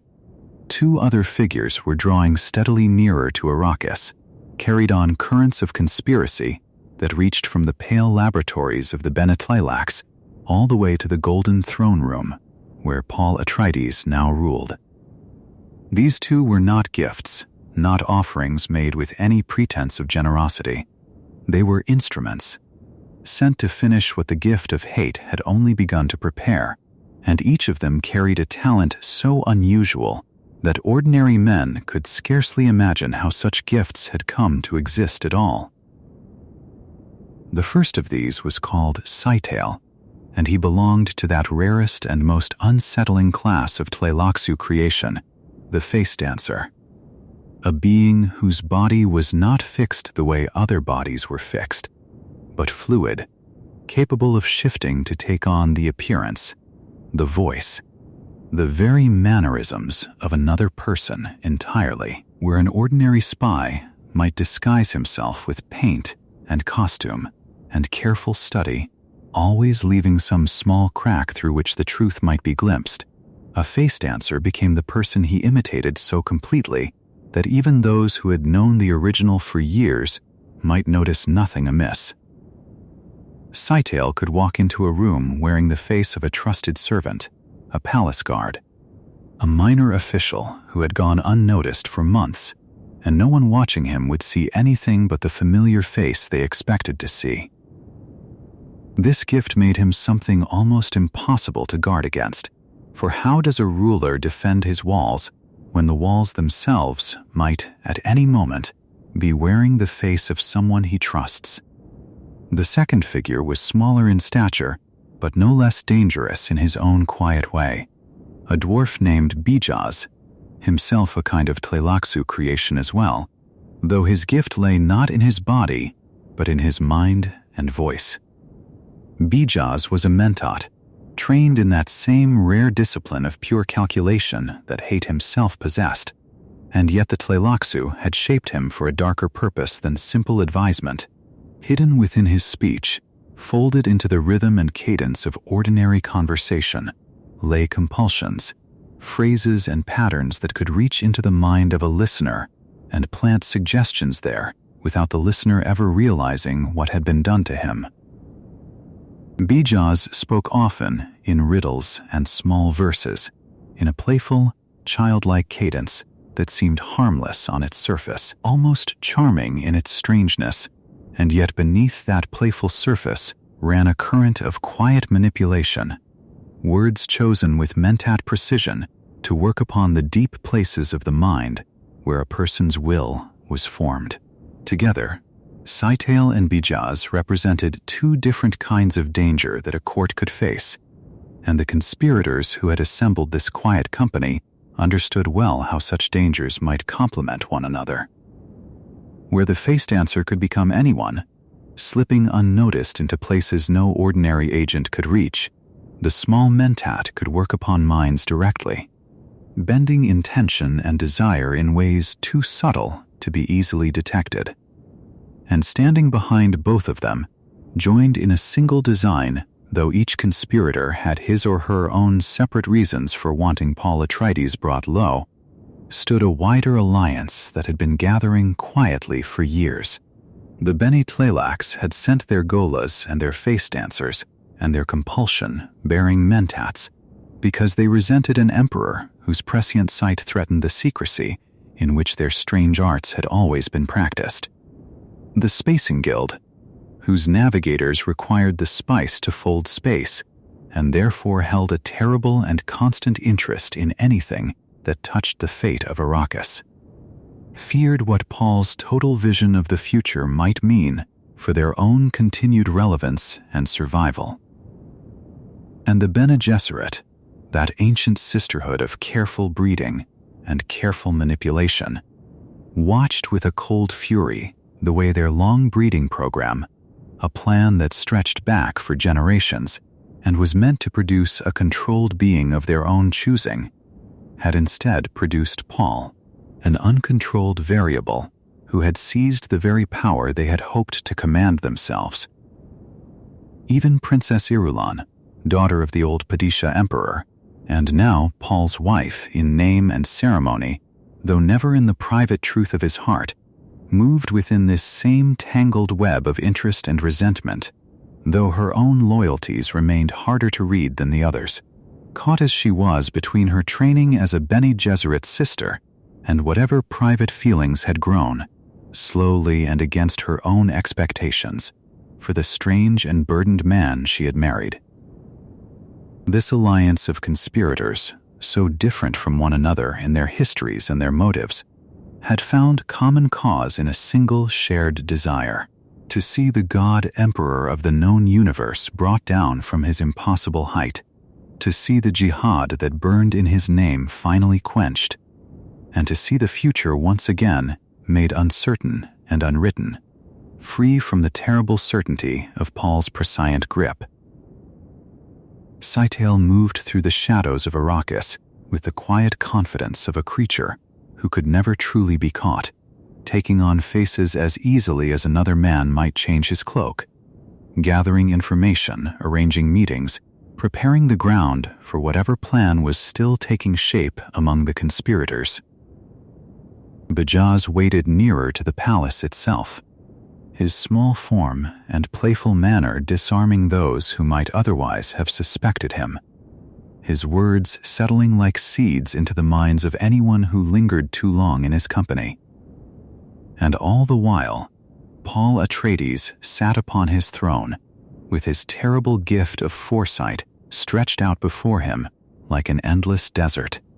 seeing shapes moving in the distance that he could not always name,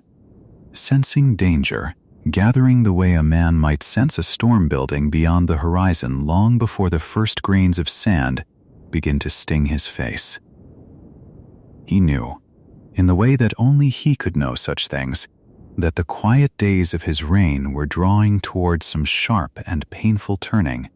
though even his sight, vast as it was, could not show him every detail of the blow that was coming, nor could it fully prepare his heart for how close that blow would strike. Scytale, in particular, understood the delicate patience such work required, for a face dancer's gift was not merely a matter of appearance, but of manner as well. The small habits of speech and gesture that made a disguise convincing under close and sustained observation. He studied those he intended to imitate with a careful and unhurried attention, learning the particular way a guard shifted his weight while standing watch,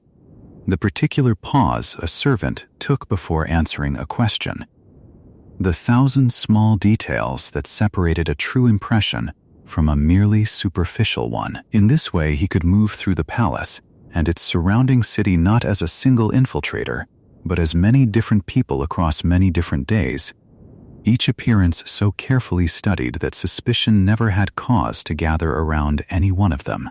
It was a talent that unsettled even those who employed him, for the conspirators who relied upon Scytale's gift understood that a creature capable of becoming anyone might, in some hidden corner of his shifting nature, belonged to no one at all, loyal only to the purpose for which the Tleilaxu had shaped him.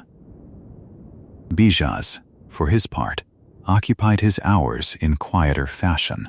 waiting in whatever modest quarters had been arranged for him, rehearsing in his mind the patterns of speech that had been built into his conditioning, phrases that seemed at first hearing like nothing more than a dwarf's playful riddling, but that carried, beneath their surface rhythm, the careful architecture of compulsion. He knew that his moment would come later, that his gift was suited not to the gathering of information, but to its application at a precise and carefully chosen instant, when a mind close to the throne might be nudged,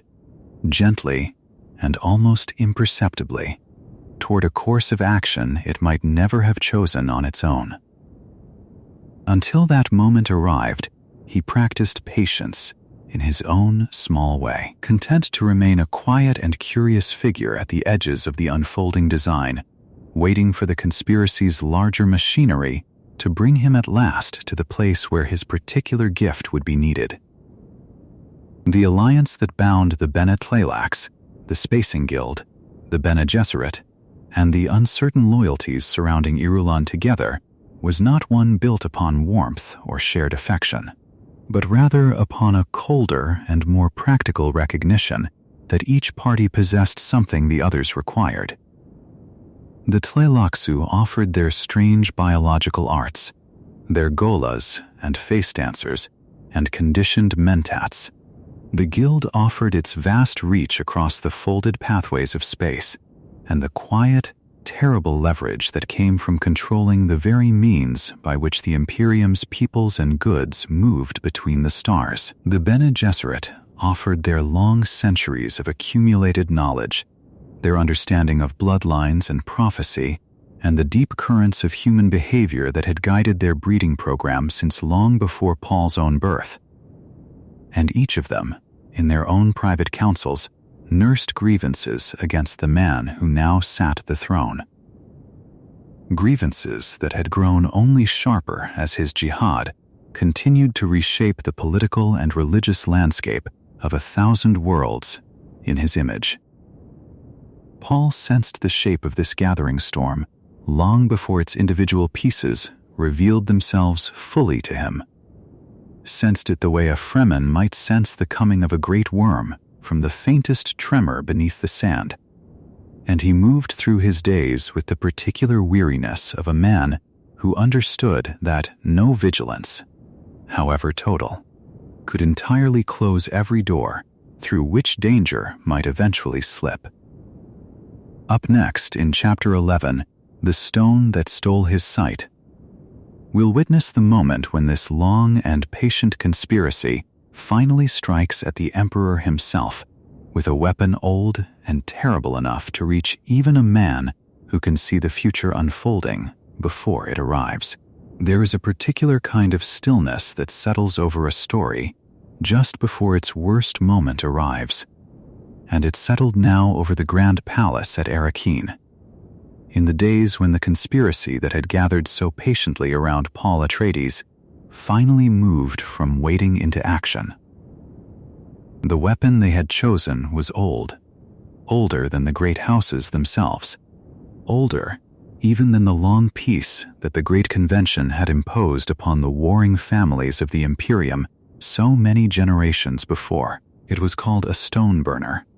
though its true nature was far more terrible than that gentle name suggested,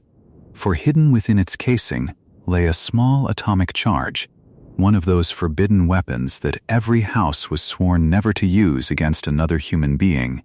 weapons kept only as a final threat against the great powers of the universe, rather than as tools to be turned upon a single man.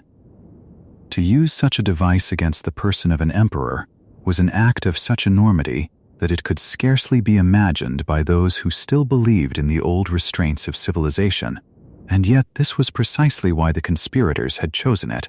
for a weapon so unthinkable was also, in its own terrible way, unexpected. And an unexpected blow could sometimes slip past even the sight of a man who saw the future stretching out before him like an open road. The device was smuggled into a gathering that Paul attended, hidden among the ordinary business of court, disguised in whatever unremarkable form allowed it to pass unnoticed through the layers of guards and advisors who surrounded the emperor each day. And when it was triggered, it released not the vast destruction of a full atomic weapon turned against a city, but a smaller and more specific fury, a burst of radiation and light designed with cruel precision to destroy the optic nerves of anyone caught within its reach, to take from its victims their sight and nothing more, a wound calculated rather than merely destructive. Paul was among those struck, and in an instant the physical world went dark for him in the way it might go dark for any ordinary man struck blind by fire and light too fierce for human eyes to bear. His eyes themselves were burned beyond any healing that imperial medicine could offer, the delicate structures that had once carried the ordinary light of Arrakis, the twin suns rising over the desert, the faces of his children and his beloved, all of it taken from him in a single violent moment. And in the chaos that followed the blast, in the screaming and the scrambling to save those who could still be saved, it seemed to everyone gathered there that the Emperor of 1,000 worlds had been made suddenly and completely blind, cut off forever from the physical light of the universe he ruled. And yet something happened in the aftermath of that terrible moment that no one present, save perhaps Paul himself, could have predicted with any certainty. Something that turned the conspirators' careful weapon into a blow that had not entirely accomplished what it set out to do. For Paul's sight, The great and terrible gift given to him by the spice and by his own long training and his own particular bloodline had never truly lived only in his physical eyes. It lived instead in that deeper vision the Fremen called the prescience sight, the ability to see forward along the branching paths of time, to know what was coming before it arrived, a sense that did not depend upon the ordinary organs of the body at all. And so even as his outer eyes lay ruined and dark, even as the physical world of color and shape and simple daylight vanished from him forever, Paul found that he could still see, in a manner both stranger and more complete than before, the moving shapes of the near future unfolding continuously before him, a kind of endless waking vision that showed him where the walls stood, where the steps descended, where the faces of those around him turned to watch him with a mixture of grief and awe. It was a victory of a kind, though a bitter and lonely one, for Paul had lost something that could never be restored to him: the simple ordinary pleasure of seeing sunlight fall upon sand without the terrible mediation of foresight standing between himself and the present moment. He would never again look upon a face and see it simply as it was in that instant, unfiltered by the endless procession of futures that his mind now showed him instead.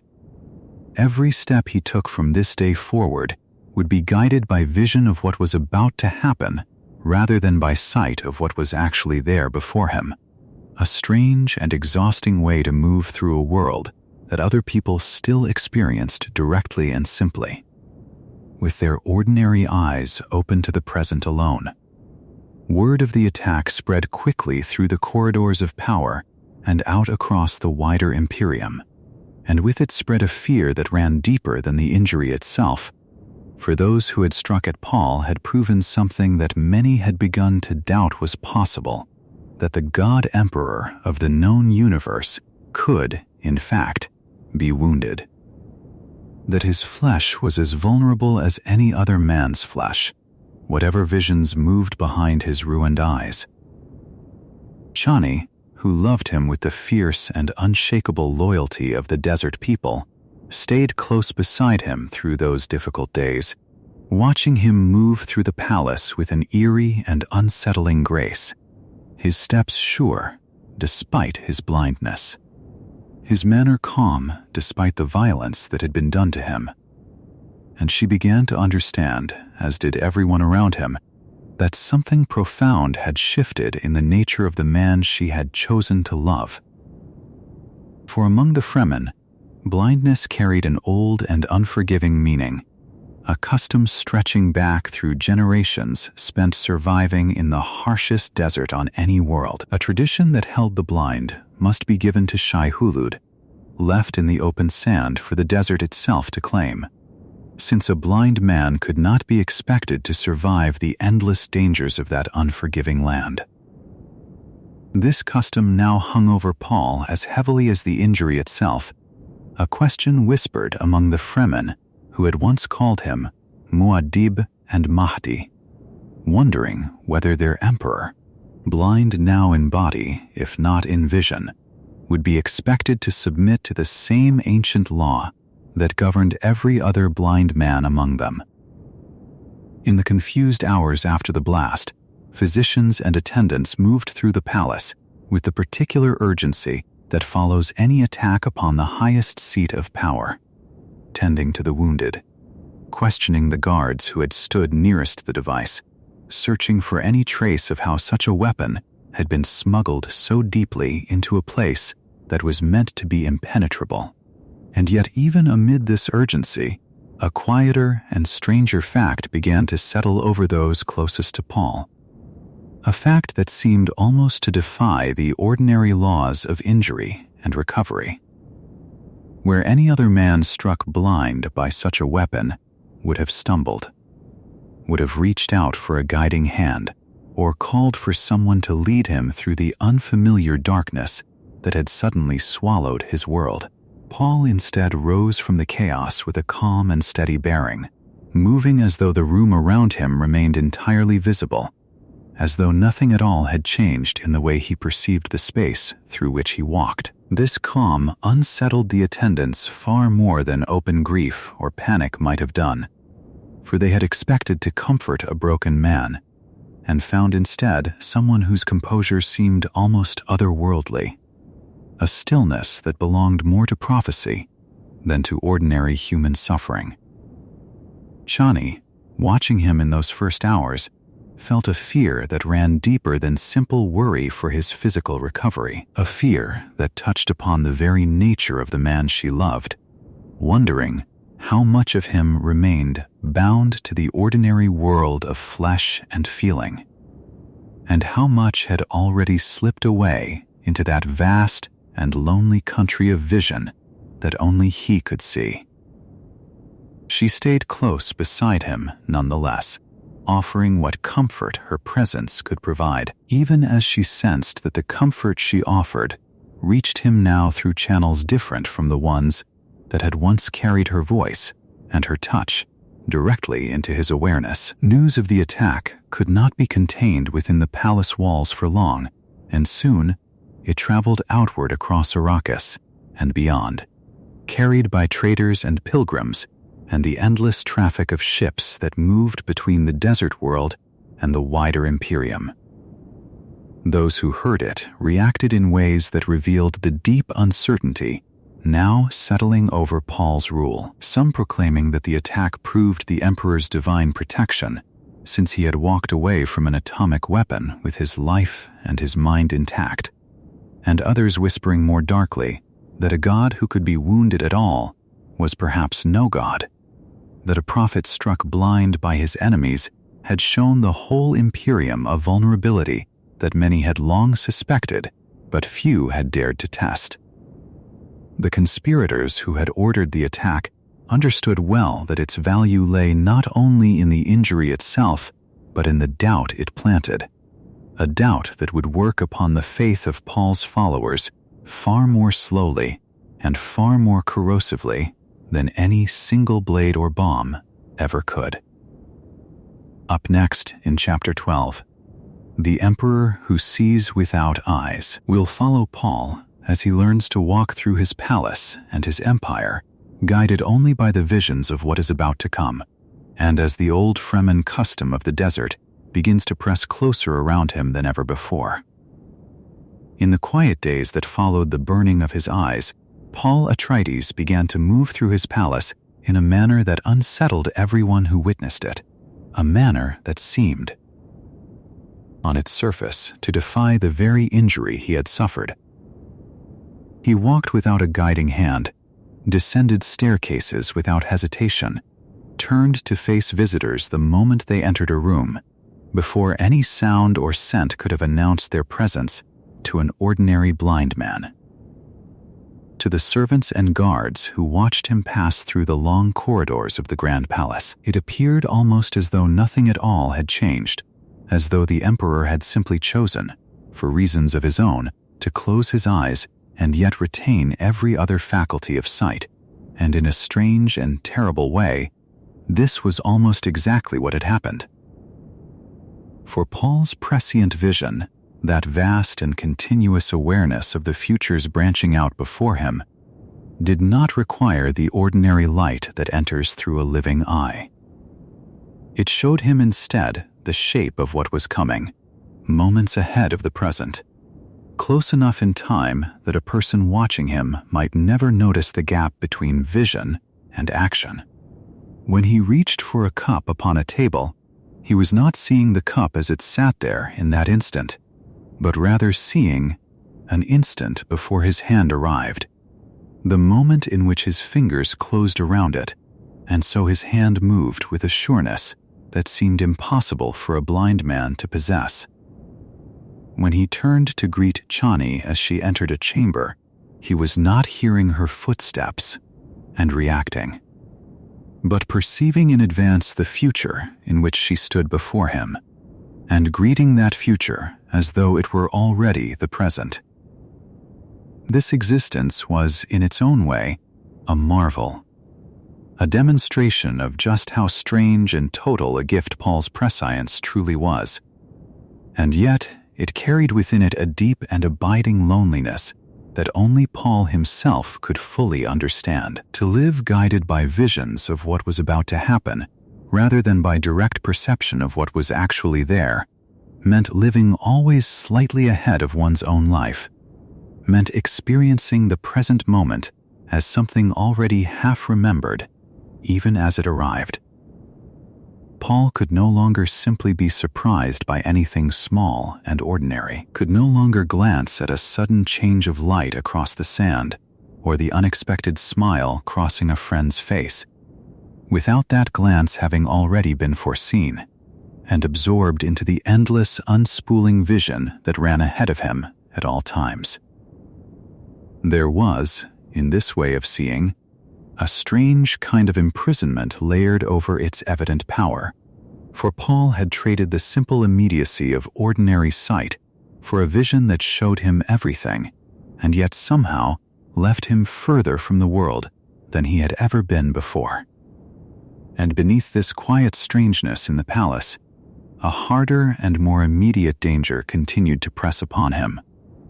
A danger rooted not in politics or conspiracy, but in the oldest customs of the desert people, whose prophet he had once become. Among the Fremen, from ages long before the coming of any outworlder,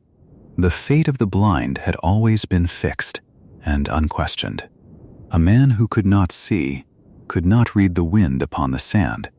could not sense the subtle signs that warned of a coming worm or a shifting dune, and so he became, in the harsh calculus of desert survival, a danger not only to himself, but to those who might be forced to slow their pace or divide their attention in order to protect him. The old law, therefore, commanded that the blind be given to Shai-Hulud, led out into the open desert and left there, so that the great worm might take them, or the desert itself might claim them. And this practice was not cruelty in the eyes of the Fremen, but a kind of solemn mercy, a way of returning a person's water to the tribe before their body could become a further burden upon it. Whispers of this old law now moved through the Fremen who had followed Paul from his first days among them, through the naibs and the fighters who remembered him as Usul before they had ever called him muad'dib, and even through those who had known him only as the Lisan al-Gaib, the voice from the outer world that their legends had promised them. They watched their emperor move with his eerie, unerring grace through the halls of a palace built from imperial wealth, and they wondered, in the quiet places where such questions are asked,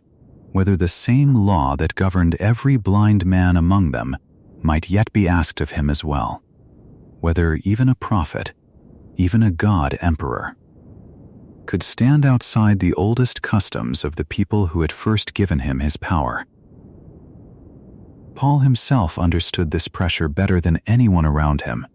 for his sight showed him not only the near future of his own footsteps, but also, in glimpses and fragments, the currents of feeling moving through the Fremen who had once worshipped him without question, and now watched him with a more complicated mixture of loyalty and doubt. He understood that his blindness, rather than being simply a private grief to be carried quietly within the walls of his palace, had become instead a public question, one that touched upon the very foundations of the faith that had carried his armies across 1,000 worlds. And he understood, too, though he said little of it even to those closest to him, that the desert itself, the same open sand that had once given him shelter and power and a new name, might yet call to him again before the end of his story, in a manner far more final than any conspiracy of face dancers or mentats could arrange.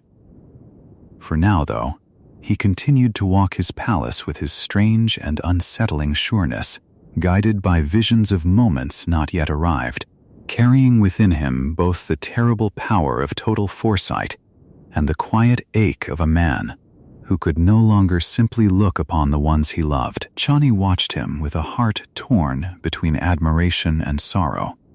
sensing that some new chapter of his long and burdened life was drawing near, one that would carry him away from the golden halls of empire and back toward the open sands where his whole story had first begun.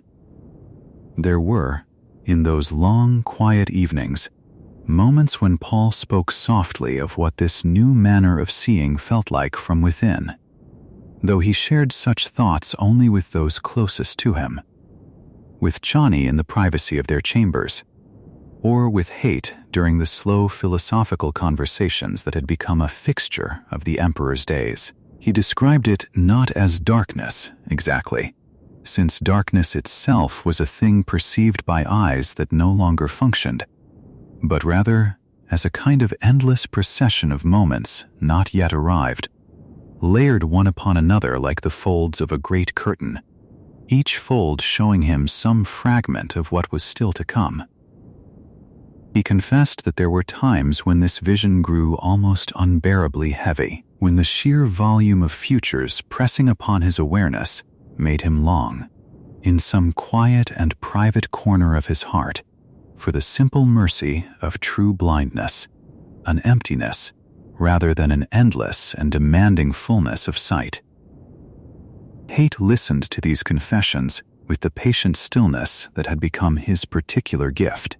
offering in response the slow wisdom of his Zensuni training,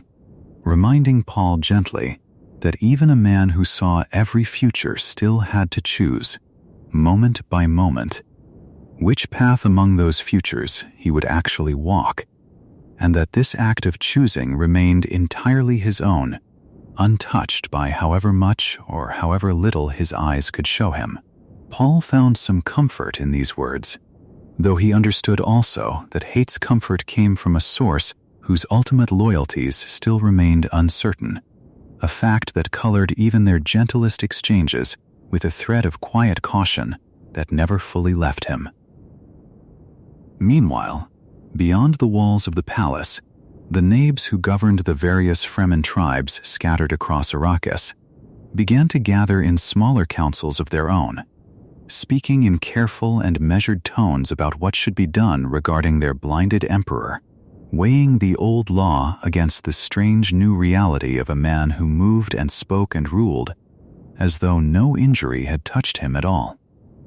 Some among them argued that the law existed precisely for men such as this, since muad'dib's sight, however strange and however powerful, was not the sight the law had been written to address, and that to bend so ancient a custom for even so great a man might open a door that could never again be closed. Others argued the opposite, that a prophet who could still see the future so clearly stood entirely outside the reach of laws written for ordinary desert survival, and that to demand his death in the sand would be an act of foolishness rather than faith. Paul, sensing these debates unfold in the futures spread out before him, understood that the question of his blindness had become something far larger than his own private grief, a question that touched the very foundations of the faith and the rule he had built across so many years, and one that he alone, perhaps, would ultimately be called upon to answer. Up next in Chapter 13, A Return to the Open Desert, we'll follow Paul as the pull of the sand grows stronger within him, and as he begins to turn his blind and unerring steps back toward the wilderness that first made him who he became. There comes a moment, after so many years of thrones and prophets and wars fought in his name, when Paul Atreides turns his face back toward the desert. And the desert, in its patient way, seems almost to have been waiting for him all along. The film that tells this story lets the palace fall quiet behind him for a while, its marble halls and its endless petitioners and its Kizarate priests folded away like a robe set aside for the night, so that what remains is something older and simpler, a man and a woman walking together into the folds of the sand, back toward the place where they first learned each other's names. The Sietch is Tabor, the same stone halls where Paul once sat before Stilgar and was tested, The same warren of chambers where Chani grew from a girl who guided a stranger through the rocks into a woman who became his other self in all but law. 12 years have passed since the jihad began, and the film measures those years not in battles, but in absences, in the small, quiet ways that a home can be lost even while it is being won. Paul has spent that time as emperor and prophet both, and the desert has waited for him the way it waits for all things, without hurry, without complaint, simply present, simply patient. The wind moving the same dunes it moved before he was born, and would move long after he was gone. When they arrive at Tabor, the film lets the camera linger on Chani's face in a way it has not done in a long while, because something in her has changed, something she carries close and does not yet speak of to the tribe, though she has already told Paul in the private hours of the night, in words that came slowly because she had almost stopped believing they were possible. For years she has taken the contraceptive spice mixture that the Fremen women use to keep their bodies from quickening, a quiet arrangement that let her share Paul's bed and his life without giving him an heir that the political marriage to Princess Irulan might complicate, without giving the great houses another reason to war over the succession. It was Chani's own choice, made with the same fierce clarity she brings to everything, a decision to protect Paul from one more burden even as she gave him everything else she had. But now, in these quiet months at Tabor, she has stopped taking it, without full explanation, and her body has answered in the way bodies do, and she is carrying a child, or so it seems. Though even Paul's terrible gift of foresight cannot yet tell him with certainty what is growing inside her, because there are places even prescience will not go, places where the future folds in on itself and hides. The explainer of this part of the story lingers, gently, on the strangeness of that blindness. Paul Atreides, the man who has seen the branching paths of the future so many times that he sometimes forgets which decisions were his own and which were simply the world arriving at where it always meant to go, cannot see clearly into his own house, into his own woman, into the child not yet born. It is as if something has reached into the threads of his vision and pulled a curtain across the one place he most wants to look. He does not tell Chani everything he feels about this blindness. He does not tell her about the chill that moves through him when he tries to look ahead and finds only fog where there should be a road. He holds her instead in the Sayach chambers lit by the old glow of Fremen glow globes, and lets her believe, for as long as she can be allowed to believe it, that this is simply joy, simple and whole, and undivided by dread. Around them the tribe receives the news, when it finally becomes known, with the particular tenderness that Fremen reserve for children, for water is precious among them, and so is the promise of new life. And Chani carrying Muad'dib's child is treated as something almost sacred, a sign among a people who read signs in everything, in the flight of a bird, in the shift of sand, in the color of the sky at dusk. Stilgar, who has known Chani since she was a child running the rocks of this very Sayach, watches her now with something like reverence and something like sorrow both at once. Because Stilgar too has begun to sense, in the way old desert men sense a storm long before the sky changes color, that this joy is not simple, that somewhere ahead of them a price is waiting to be paid, as prices always are among the Fremen, who understand better than anyone in the universe that water given freely is still water lost. The film does not rush this chapter of the story. It lets the days stretch long and golden across the desert, lets Paul walk the open sand again in the old suits, lets him ride the great worms once more, the way he did as a young man discovering what Arrakis could ask of him, and what it could give in return. There is a peace here that feels almost stolen, almost too fragile to be trusted. And the story asks its audience to feel that fragility fully, to understand that Paul knows, in some wordless corner of himself where even his prescience cannot quite reach, that this desert retreat is not truly an escape from the future, but only a brief pause within it, a held breath before whatever comes next. Chani herself seems lighter in these months than she has been since the jihad began,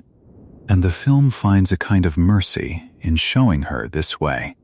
laughing sometimes in the old CH corridors, teaching the younger women the sayings of her own girlhood,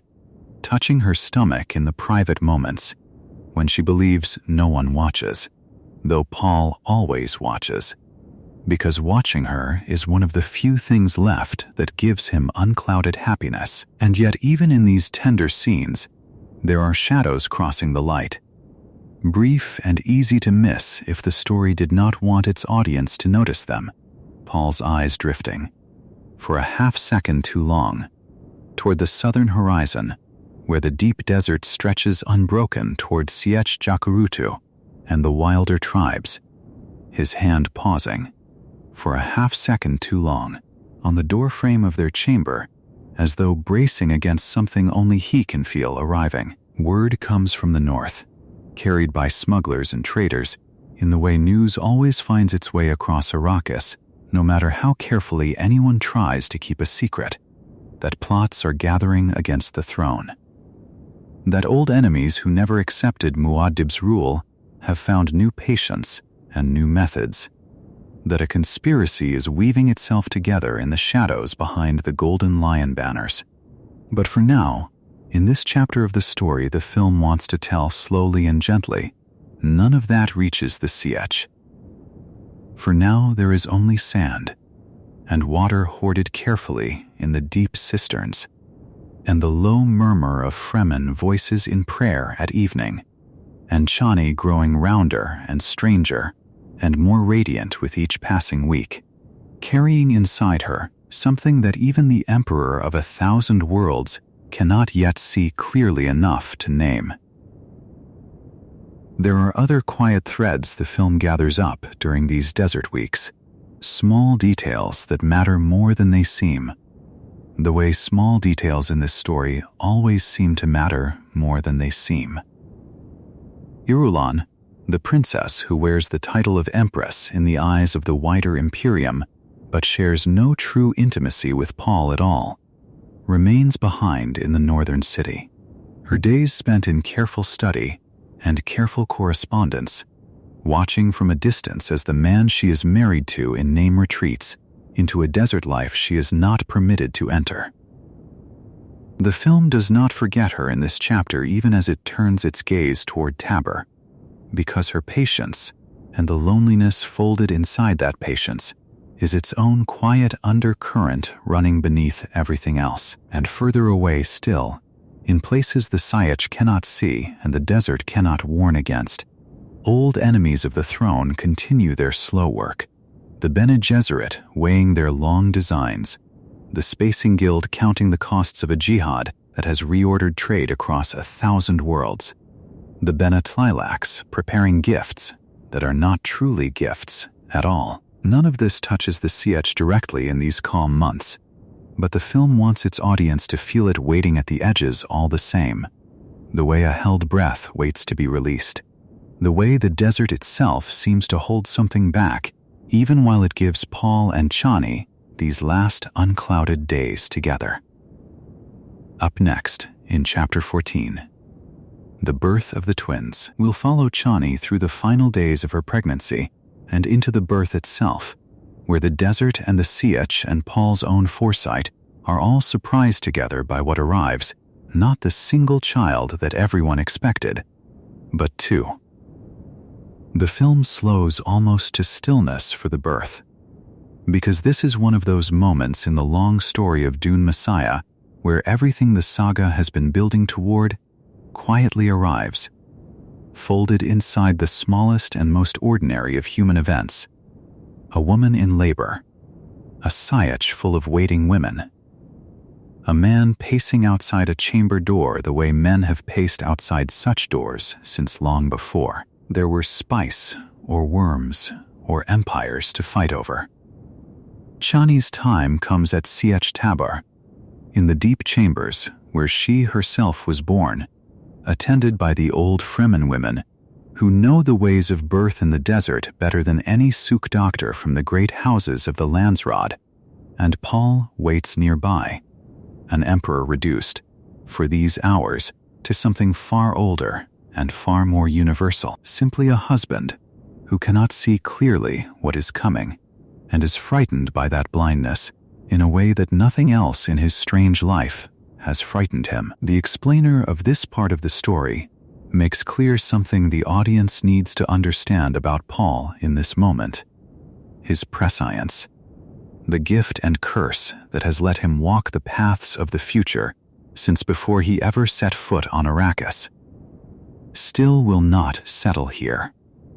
Still will not resolve into the clean certainty he has grown used to living inside. He can sense the shape of danger the way a man senses weather changing in his bones, but the details refuse him, the way the deepest and most personal futures always seem to refuse him,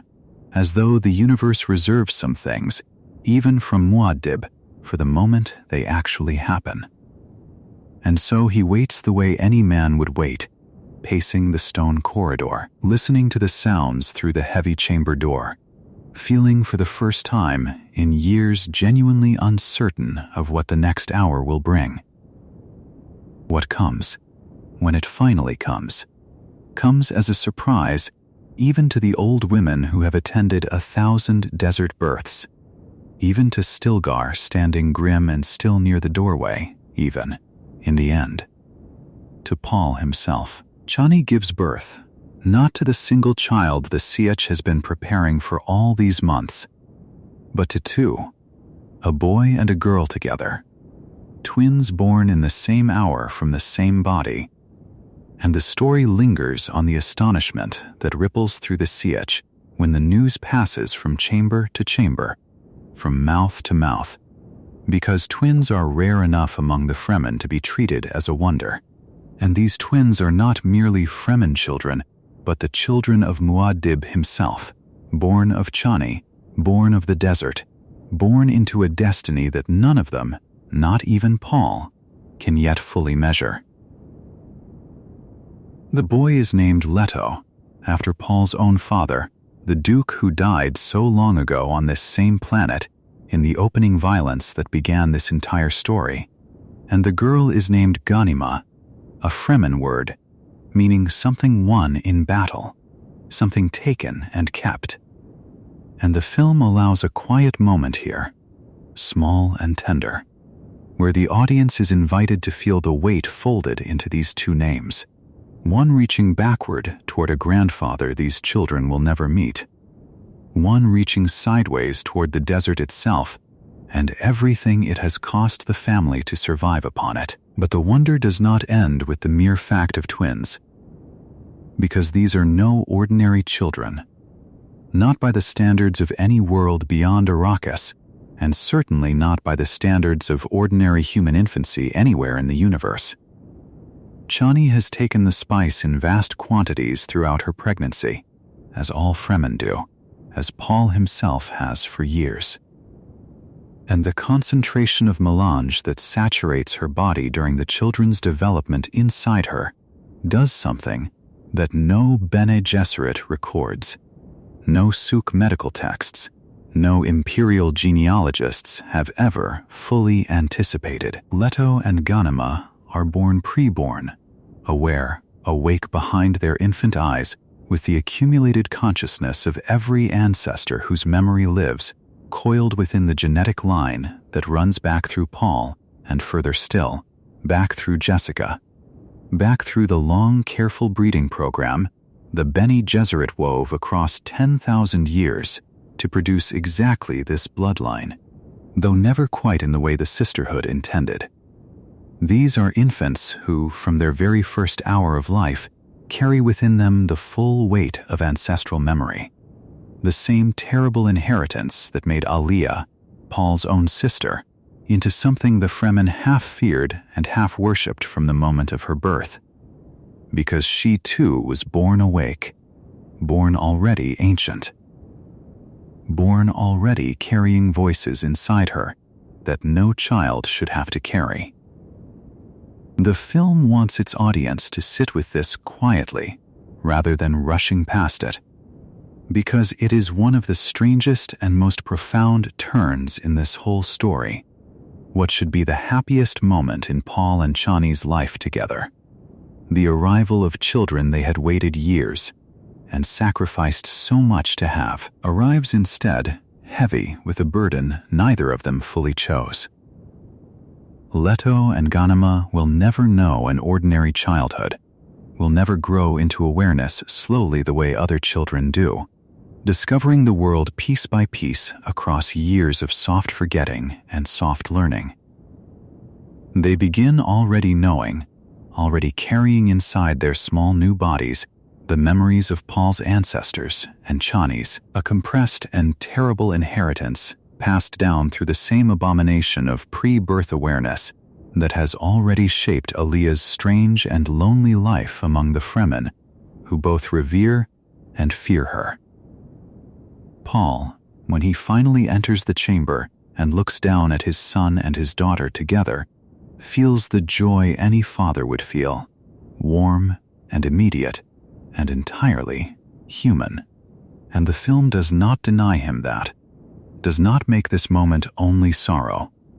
because there is real love here, real relief after the long uncertain waiting, real tenderness in the way Chani, exhausted and radiant both, holds her children against her. But even in this moment of unguarded happiness, something in Paul reaches instinctively for the future, the way it always has, the way he can no longer stop it from doing, and what he senses there is not entirely comfort. He senses the price already accruing, the way every great gift in this story of Dune has always come bound to an equal and answering cost. The way the spice that gave him sight also blinded him to what he loved most. The way the throne that gave him power also caged him inside a war he no longer wanted. The way the desert that gave him a home also asked, again and again, for water in return.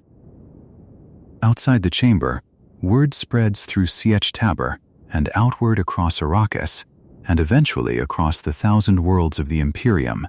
that Muad'dib has an heir, that in fact he has two, a son to carry his name and a daughter to stand beside him,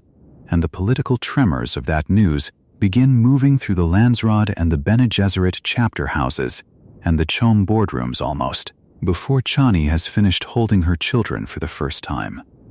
But inside the Sietch itself, in the quiet hours right after the birth, none of that yet matters. There is only a mother spent and glowing, two infants with eyes far too aware for their tiny faces, and a father who loves them completely even as some far quieter part of him already senses that the desert, which gives so generously, is preparing once more to ask for something back. The Sietch itself seems to hold its breath around the new family in these first hours, the old women moving quietly between chambers with water rations and soft cloths, Stilgar standing near the doorway with the particular stillness of a man who has seen too much of this world to be simply happy without also being watchful. And beyond the stone walls, the desert continues exactly as it always has, indifferent and vast. The wind moving sand across the dunes the same way it moved sand across them before there were any children at all to be born into this story. The film lets this contrast breathe, the smallness of two new lives against the enormity of the world they have been born into, an imperium of 1,000 worlds already beginning to reorganize itself around the fact of their existence, houses and factions across the Landsraad already recalculating what an heir, or two heirs, might mean for the balance of power that Paul's jihad has upended. None of that reaches the twins yet. wrapped as they are in the quiet of their first hours, aware in a way no infant should be, but still, for this one suspended moment, simply held. Up next in Chapter 15, The Price That Chani Pays, we'll follow the hours after the twins' birth as the cost of that long-delayed pregnancy and the contraceptive years that came before it finally comes due. And Paul faces the loss of the one person who has anchored him since he first came to this desert. In the hours that follow the birth of the twins, the film turns its attention to something it has been quietly preparing its audience for since the very moment Chani chose to let her body open itself again to the possibility of a child. And that is the cost of everything that has just happened. A cost measured not in political consequence, but in the oldest and simplest currency there is, a human life. Chani, who has given so much across the whole of this story, who guided Paul through the deep desert when he was a stranger to it, who loved him without the sanction of formal marriage, while Princess Irulan wore the title of Empress in name only, who bore the private grief of a political arrangement that let another woman stand beside her love in public, now gives the last and greatest thing she has to give, though neither she nor Paul fully understands in those first radiant hours that this is what is happening. Her body has been carrying two burdens for a long time before this day, and the film wants its audience to understand both of them clearly, gently, without rushing past the medical truth at the heart of this sorrow. For years, Chani took the contraceptive mixture that Fremen women use to prevent pregnancy, a substance drawn from the same spice economy that shapes every part of life on Arrakis. And though it served its purpose faithfully for a long time, it also worked a slow and largely unseen toll upon her body. A toll that no one, not the old women of the Sietch, not the Souk, trained physicians of the palace, not even Paul with all his terrible sight, fully measured until it was already far along. Then, when she stopped taking it and conceived at last, her body had to carry not one child but two, twins grown large and aware within her in a single pregnancy, drawing everything from her that such a pregnancy demands, at a time when she was already weakened by those long years of chemical suppression. The birth itself, difficult and long, asks more of her than her depleted strength has left to give. The explainer lets this unfold slowly, the way the film itself lingers on it, because this is not a death that arrives as violence or as war. The way so many deaths have arrived across this long saga of Dune. It arrives instead as exhaustion, as a body finally admitting it has given everything it has, and there is a particular grief in that quietness, a grief the story asks its audience to feel fully rather than to rush past. Chani, having just held her son and her daughter for the first precious hours of their lives, having just felt the joy of a wish finally granted after so many years of waiting and hiding and hoping, now feels her own strength draining away in the same chamber where her children drew their first breath. And the film does not soften this cruelty, does not pretend that joy and loss cannot occupy the very same hour, because in this story, in this desert, they nearly always do. Paul is at her side when it happens, and here the film returns one more time to the terrible particular curse of his prescience, the gift that let him see empires rise and armies march and prophecies fulfill themselves across 1,000 worlds, and yet could not, in the end, be turned toward the one person he most needed to save. He has known, in some shadowed corner of his awareness, since long before the birth, that something waited here, some price the desert intended to collect, but the knowing was never clear enough, never specific enough to let him act against it. This is the same blindness that fell across his sight when he first sensed Chani's pregnancy, the same fog that no vision of the future would part for him, and now, at the last, he understands why, Some things even muad'dib is not permitted to see coming, because seeing them coming would not have changed them, only prolonged the dread. And the universe, or fate, or whatever force, truly governs the threads Paul has spent his whole adult life trying to read, has decided that this loss will come to him unguarded, the way it comes to every ordinary man who has ever loved a woman and lost her. Chani dies there in the birthing chamber at Sietch Tabor, with her children only hours old beside her, and the film asks its audience to sit inside Paul's grief the way it has asked them to sit inside so much else across this story, patiently, without spectacle. Because this loss is not a battle lost or a throne threatened. It is simply a man losing the one person who has been steady beneath him since before he was emperor, since before he was prophet, since he was only a young duke's son learning to survive in a desert that did not yet know his name. Chani was never crowned, never given the formal title of empress that Irulan carried for the sake of politics, but she was, in every way that mattered to Paul himself, his true wife, his anchor, the one person around whom the whole dizzying architecture of his power and his visions still made sense as something lived rather than merely ruled. Stilgar, who has known Chani from her childhood, who watched her grow from the girl who once guided a stranger through these very rocks into the woman who bore Muad'dib's children, stands in the aftermath of her death with the particular stillness of a Fremen, absorbing a loss too large to voice immediately, and the Sietch around him falls into the old rituals of mourning that Arrakis has always known. The careful accounting of water that even grief cannot set aside on a planet where water is the measure of all things, including sorrow. Her water, in the old Fremen way, will be given to the tribe, folded back into the deep cisterns from which all life on this world is drawn, and the film lets this ritual carry its own strange comfort. The idea that even in death Chani becomes part of the desert she loved, part of the water that will one day help green the very planet Paul has sworn to transform. For Paul himself, standing over the body of the woman who loved him without condition and without the shelter of a crown, something closes that will not open again in quite the same way. He has his children now, Leto and Ghanima, born already carrying the terrible weight of ancestral awareness, and he has his throne,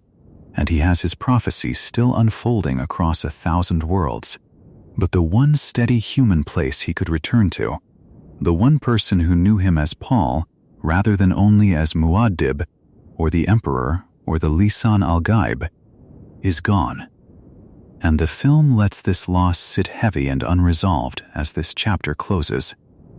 because there is no vision, no foresight, no power of any kind that can call her back. Word of her death moves outward from the Sietch the way all news moves across Arrakis, carried on the wind of whispers long before any formal announcement reaches the palace at Arrakeen. And the film shows this news landing differently in different places, among the Fremen who loved her as one of their own, among the court officials who understood her as a quiet and constant presence beside the throne even without a crown, among the conspirators gathered in distant shadowed rooms who received the news of her death not with grief but with calculation, weighing what a grieving, unmoored emperor might mean for their own patient designs against him. The film lets this contrast sit uneasily beside Paul's private sorrow, the way a man's most personal loss becomes, almost instantly, a piece on a board that other players are already moving to their advantage. And through it all, the twins remain in the Sietch, too new to understand yet what has been taken from them, carried by the Fremen women who will care for them now, Leto and Ghanima beginning their strange, aware lives already marked by an absence they will spend years coming to understand. Up next in Chapter 16, Duncan remembers who he was. We'll follow the Gola called hate in the hours after Chani's death, as grief and a hidden compulsion planted deep within him collide, and the buried memory of the man he once was, Duncan Idaho, begins at last to break free. In the quiet, terrible hours after Chani's death, the film turns its attention to a figure who has walked beside Paul through nearly this entire chapter of the story without ever fully belonging to himself. A tall, steady-eyed man named Hate, and it begins, gently, to unravel the mystery that has been folded inside him since he first appeared at court. Hate is a Gola, a body regrown from dead flesh by the strange and secretive arts of the Bene Gesserit, and the flesh he wears once belonged to a man Paul loved before he ever became emperor, before he ever became prophet, a loyal swordmaster of House Atreides named Duncan Idaho, who died protecting Paul and Jessica during their flight into the desert at the very start of this saga. The Tleilaxu found his body, or claimed to have found it, and grew it again in their axolotl tanks, and gave it new eyes of a strange metallic glimmer, and gave it a new name, and a new set of habits and manners, so that whatever memory once lived inside Duncan Idaho would sleep undisturbed beneath a stranger's face.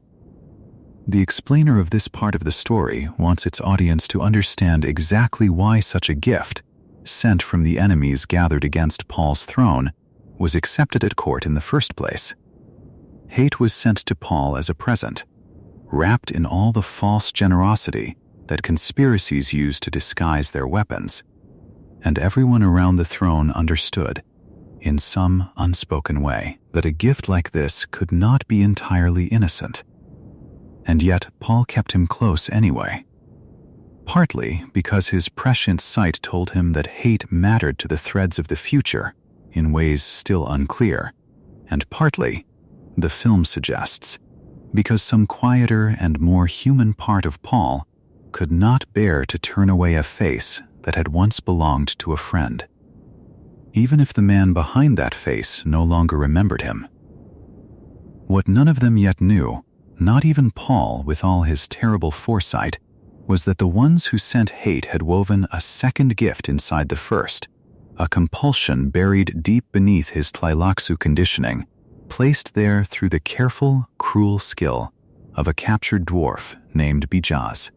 small and strange and endlessly clever with words, a prisoner held at court who has spent his hours whispering to hate in patterns designed to slip past conscious thought and settle into whatever remained of the Gola's mind beneath the surface. Bijaz's whispered conditioning was built to answer to a particular trigger, a certain arrangement of words and moment, and once triggered it, it would turn hate's own hand, trained by the Tleilaxu into one of the deadliest blades in the Imperium, against Paul himself,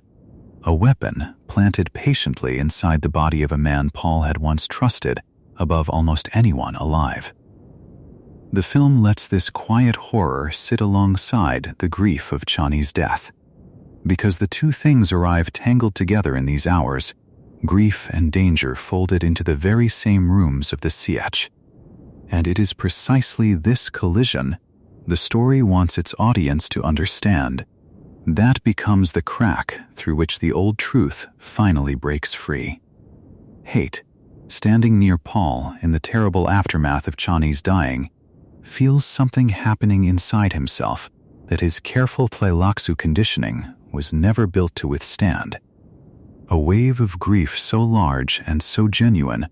that it does not care about the careful walls the Bene Tleilax built inside him. He grieves for Chani not as hate the Gola is supposed to grieve, distantly, dutifully,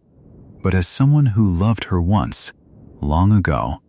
in a life that is not supposed to exist inside him at all, and the film shows this grief arriving in his metallic eyes like a tide the conditioning cannot hold back. At nearly the same moment, the hidden compulsion planted by Bijaz begins to stir, called forward by whatever combination of words and circumstance was meant to trigger it. and hate feels his own trained hand drawn toward violence against the very man he has just discovered, in this collapsing moment of grief, that he loves. And it is this collision, the pull of a murderous compulsion against the sudden flood of a genuine and forbidden love, that the film treats as the true turning point of this entire chapter of the story.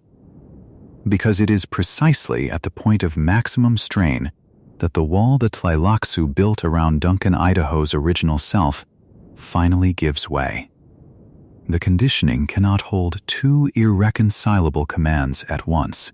cannot simultaneously make him kill the man he suddenly remembers loving and obey the discipline that was meant to keep that memory buried forever.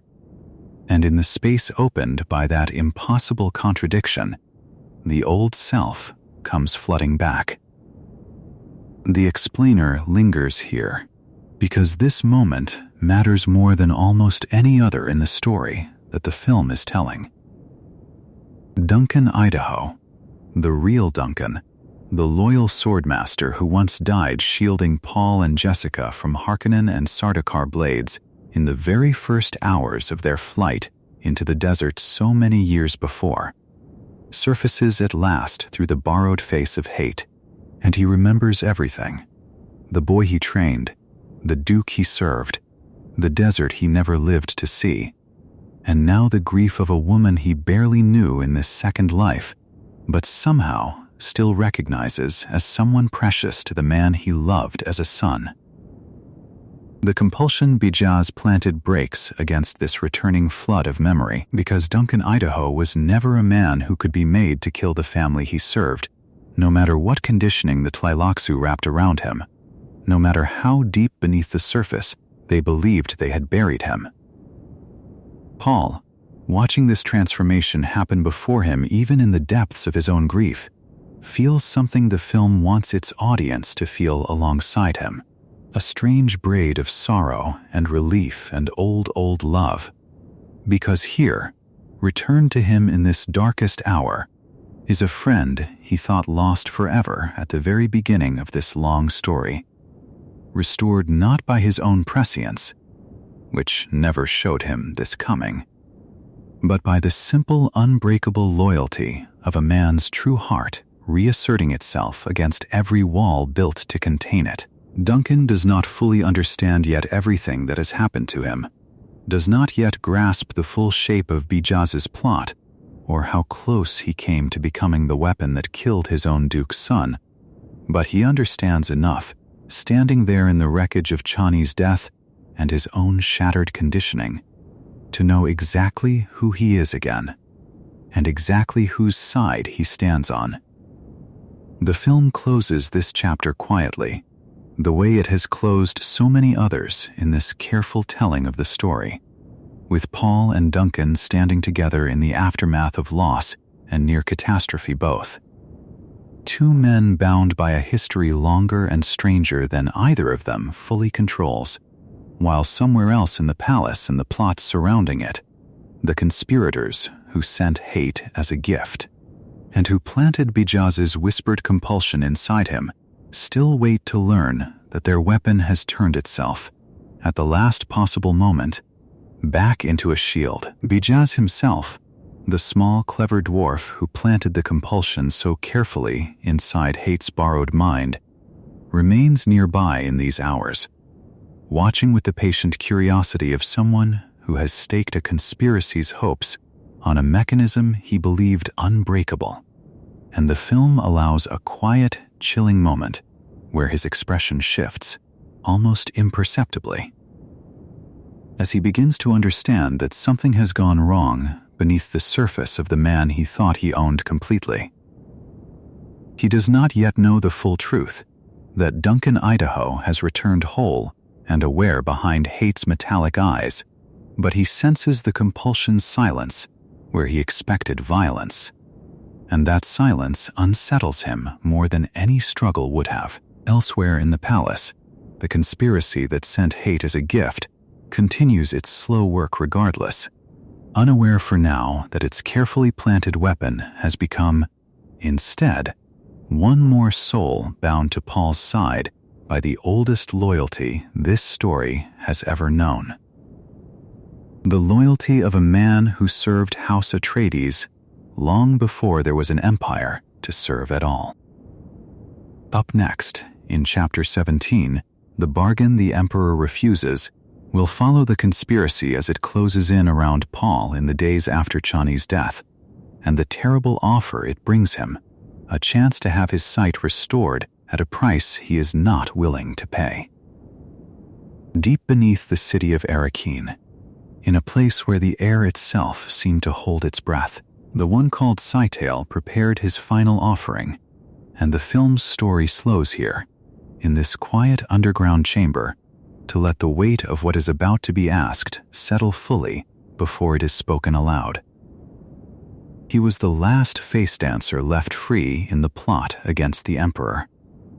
a creature who could wear any shape, any voice, any memory of gesture and expression, and he had saved his greatest transformation for this meeting because he understood, as the conspirators around him understood,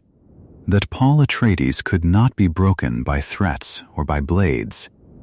He could only be tempted, and so Scytale had built, out of flesh and cunning, the one temptation that might reach past all of Muad'dib's prescient sight and touch the small hidden place in him that was still, after everything, only a man who had loved a woman in the desert nights of his youth.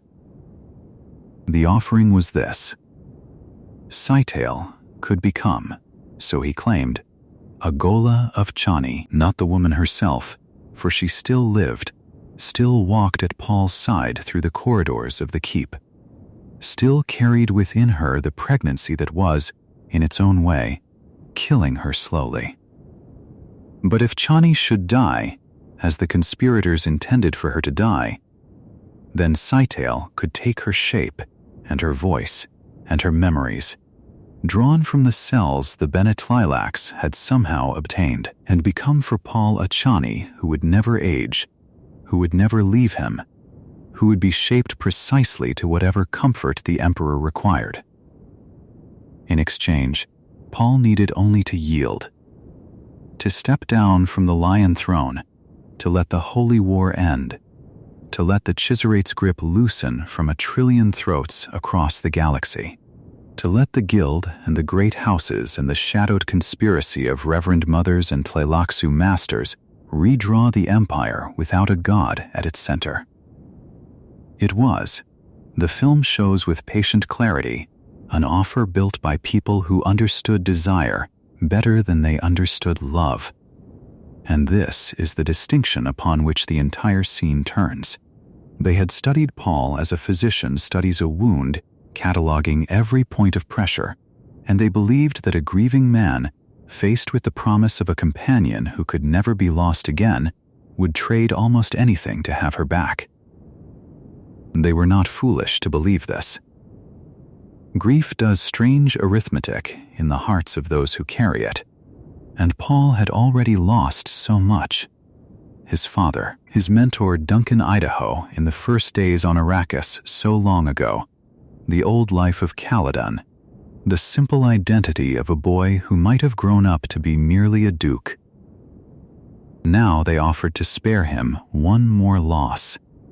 the loss that frightened him more than any other, more than blindness, more than the fall of his empire, more than his own death. The loss of Chani. Paul listened to Scytale in the dim light, and the narration lingers on his stillness, on the careful, unhurried way he received these words, because Muad'dib had learned long ago that a man who reacts too quickly reveals the shape of what wounds him. He thought, in the moments that stretched between them, of what such a Ghola would truly be, a shape wearing Chani's face, moving with Chani's remembered walk, speaking words drawn from some retrieved cellular echo of her voice, but empty underneath of the thing that had made her Chani in the first place, the fierce Fremen loyalty, the desert-born clarity. the love that had never once asked him to be less than what the visions demanded he become. It would be, he understood with the particular sorrow of a man who sees too far into consequence, a beautiful lie built to keep him docile, a comfort designed by his enemies to be more seductive than any comfort his enemies could offer honestly. And more than that, it would require him to abandon the empire and the jihad and the terrible narrow path he had spent years walking specifically so that some future, however dreadful, might avoid an even more dreadful one. He refused. The film renders this refusal not as a moment of dramatic fire, not as a shout or a vow, but as something quieter and in its way more devastating, a simple and total closing of a door that had been offered as though it might swing open easily. Paul told Scytale, in words the story holds gently rather than replaying with force,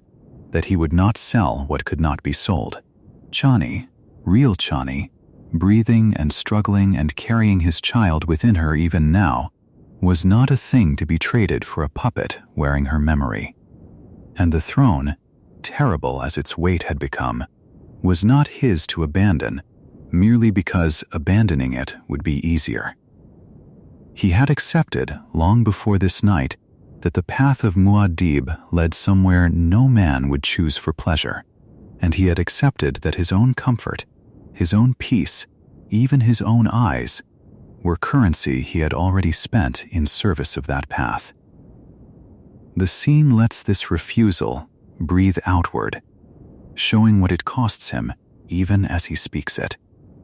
There is no triumph in Paul's rejection of the bargain, only the weary dignity of a man who understands that mercy toward himself is no longer available to him,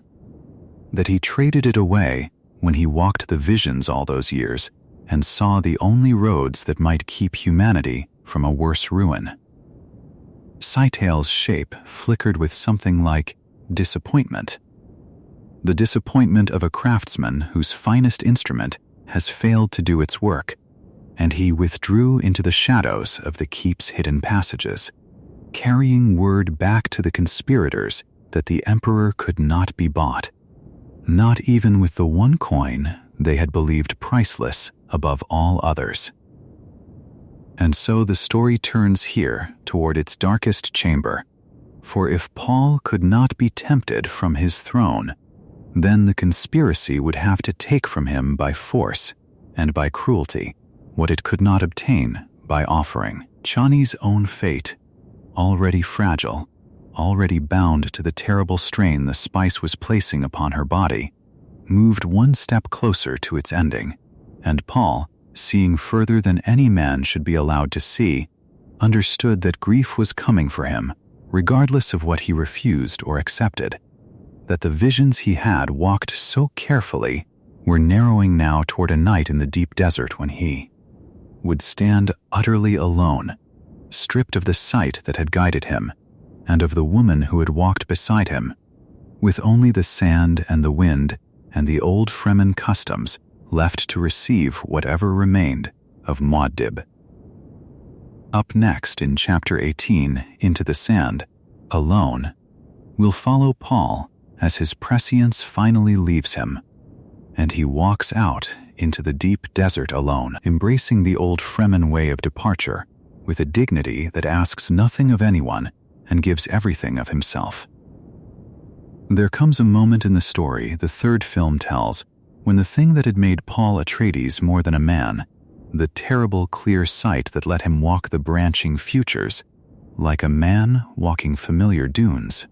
begins at last to fade, and the narration settles into a slow and careful stillness to hold this passage the way the desert itself might hold a falling grain of sand, gently, without hurry, letting it settle exactly where it must. Paul had lost the use of his physical eyes already, burned by the stone burner the conspirators had unleashed against him, and for a long while afterward he had walked the keep and the streets of Arrakeen, seeing through prescience alone, his inner sight tracing the shape of the world before him so precisely that few among his own household ever guessed he had been blinded at all. But prescience is not a light that burns forever without cost, and the film shows, with the patience such an ending deserves, how that inner vision at last grew thin and thinner, and then was gone. He had known this moment was coming, of course, because he had seen so many moments before they arrived, and there is a particular sorrow held gently in this part of the story. The sorrow of a man watching his own remaining certainty dissolve exactly on schedule, the way he had always known it would. Chani had died bringing his children into the world, a boy and a girl born together in a birth that had cost her everything her failing body had left to give, and Paul had held that grief the way he had learned to hold all his griefs, folded quietly inward, where it could not disturb the empire that still needed him to stand upright. But with Chani gone, and his eyes already dark, and now his prescient sight fading as well, Paul found himself facing the world the way an ordinary man faces it, without the comfort of knowing what lay around the next turning. And there was something in this, the film suggests softly, that was almost a mercy after so many years of seeing too much. The Fremen have an old custom for a man who has lost his eyes, older than the jihad, older than Muad'dib himself, older even than the first sietches dug into the rock of Arrakis, and the story lingers on this custom now, because it is the custom Paul chooses to honor rather than resist. A blind man, among the desert people, is expected to walk out alone into the open sand, to give himself to Shai Hulud, and to the wind, and to whatever the desert decides to make of him, rather than remain a burden upon those who love him. It is not spoken of as death exactly, not in the sietches, but as a kind of release, a return of the body to the same emptiness from which the tribe itself first learned to survive, and Paul had lived among the Fremen long enough, had become Fremen deeply enough in his own bones, that this custom was not strange to him. It was, in its own quiet way, the only ending that made sense for a man who had given his sight, twice over, to visions that were never fully his own to keep. So the film shows him preparing to walk out into the deep desert, and it does this without spectacle, without the trumpets of empire trailing behind him, because this leaving is meant to be private in a way that nothing else in his reign had ever been permitted to be. He moves through the last quiet spaces of the keep, past the rooms where his children sleep, the boy Leto and the girl Ghanima only newly born and already carrying, though they do not yet know it, burdens of their own that the future will unfold slowly and carefully in its own time. He does not wake them to say farewell in words, for farewells of that kind belong to men who still have need of words, and Paul, in this moment, has moved past the need for anything so small as speech. The narration holds this passage the way one might hold a sleeping child, careful not to disturb what has finally, after so long, come to rest. There is dignity in how the story renders this walk, and the dignity is the entire point of it, for Paul does not stumble out broken or defeated into the dunes. He walks the way a Fremen walks, who has chosen his own ending on his own terms, calm within himself, his blind eyes turned toward a horizon he cannot see and does not need to see, because he has already seen so very much of what horizons can hold. The desert receives him the way it has always received those who understood it, without cruelty and without kindness either, simply as itself, vast and patient and indifferent to the empires that rise and fall across its surface. He passes beyond the last watching eyes of the city, beyond the last low walls of stone, and out into the open sand where the wind moves the dunes the way it has moved them for 10,000 years and will move them for 10,000 more, regardless of what emperors have walked there, and what emperors are yet to come. And there, the film lets him go, gently, the way the story has treated every hard thing that has come before it, without lingering on suffering, without dwelling on the terrible facts of exposure and thirst, and the long, slow work the desert does upon anyone who gives themselves to it. What matters, the narration suggests, softly and without insistence, is not the mechanism of the ending, but the meaning carried inside it. That Muad'dib the emperor, the man who had carried the weight of a jihad he never wanted, and a prescience he could not refuse, and a love he could not save, chose in the end to lay all of it down in the one place that had always been, since his first days on Arrakis, the truest home he had ever known. He becomes, in this last walking, not a legend departing in fire, but a man returning quietly to sand, and the desert takes him the way it takes everything eventually, without ceremony, and yet somehow, in the story's gentle telling, with something very close to grace. Behind him, in the keep, the Empire does not pause even for a moment, because empires never do, and already the story turns its attention toward the ones who remain to hold what he has left behind. Up next in Chapter 19, Aliyah and the Regency to Come, we'll turn to Paul's sister Aliyah,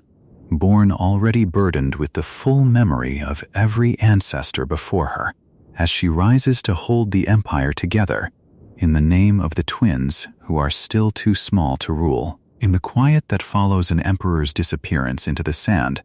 the story the third film tells turns its gentle attention toward the one left standing at the center of the empire. And this is Aliyah, Paul's sister. A young woman who had never in her whole life known an ordinary kind of childhood, and whose burden the narration now unfolds slowly, the way one might unfold an old and heavy cloak, so that its full weight can be understood before it is set upon her shoulders. Aliyah had been born already awake in a way no other child of House Atreides had ever been born, for the spice essence her mother Jessica consumed while carrying her, deep within the sietch during the transformation that made Jessica a reverend mother, had reached into the unborn child as well, and given her, from her very first breath outside the womb, the full accumulated memory and awareness of countless female ancestors stretching back through the Bene Gesserit line. She had never been merely a little girl. She had always also been a vessel holding lifetimes. The film treats this fact with the same unhurried care it has shown throughout the telling of this whole long story, letting the strangeness of Aliyah's existence settle rather than rushing past it, because understanding what Aliyah is becomes essential now to understanding what she does next. Where other children learn the world slowly, gathering words and names and the shapes of feeling one at a time across years, Aliyah had arrived already knowing, in some sense, everything her ancestors had known, carrying inside her small body the voices and habits and appetites of women who had lived and schemed and loved and died long before Arrakis had ever heard the name Atreides. It had made her, even as a small girl walking the sietches at her brother's side, something the Fremen regarded with a particular awe tinged with unease, calling her the abomination when the old fears rose in them, though more often simply revering her as Saint Aliyah of the Knife, sister of Muad'dib, a holy figure woven into the religion that had grown up around Paul's name. Now, with Paul walked out into the deep desert and Chani already gone before him, and with the newborn twins Leto and Gunima far too small to hold a throne, or command a jihad, or steady an empire spread across 1 trillion lives, it falls to Aliyah to take up the regency, and the narration lets this moment arrive with a kind of solemn inevitability, the way a tide arrives, unhurried and impossible to refuse. She becomes, in the eyes of the Imperium, the steady hand that will guide the throne until the twins are grown enough to claim what is rightfully theirs. And the film shows the great houses, and the Gesserit, and the Bene Gesserit, and the Spacing Guild all turning to regard her now. Some with genuine reverence, some with the calculating patience of those who wonder whether a young regent might be easier to bend than an emperor who saw too far into every scheme laid against him. And here the story lingers gently on a truth that troubles even as it comforts, the truth that Alia's inherited memory, the very thing that makes her capable of ruling at all, also carries its own quiet danger folded inside it. The Bene Gesserit have always feared what they call pre-born awareness, feared it enough to forbid it entirely among their own numbers, because a mind so early exposed to the full weight of ancestral memory risks, losing the clear boundary between itself and all those other voices crowding in from within. It is a risk the film does not dwell upon with alarm,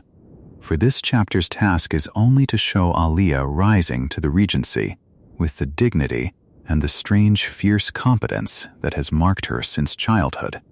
But the narration lets a small, quiet shadow rest at the edges of the frame. The suggestion that the very inheritance which makes Alia strong enough to hold the empire together might also, in time, ask a price of her that she has not yet been asked to pay. For now, though, the story shows her steady. She takes up the mantle of regent with the same composure Paul himself once carried into rooms full of scheming lords and wary reverend mothers, and the great households of the empire, whatever private doubts they harbor, bend the knee before her. Because the alternative, an empire without any clear hand upon the throne at all, is a chaos none of them are yet prepared to risk. She holds the Atreides' grip upon the Imperium the way her brother once held it, through a careful mixture of religious authority, inherited memory, and the simple unbending will that seems to run through the blood of her family like a current beneath still water. The Fremen still call upon Muad'dib's name in their prayers, still speak of him as though he has only stepped away rather than vanished, and Alia lets this reverence continue to bind the empire together even as she manages, quietly and carefully, the far more practical business of holding 1,000,000,000,000 worlds steady around 2 sleeping infants who do not yet know what they will one day become. The film lets this settle into the story's rhythm, the regency established, the throne held rather than lost, the Atreides' name still standing at the center of the largest empire humanity has ever built,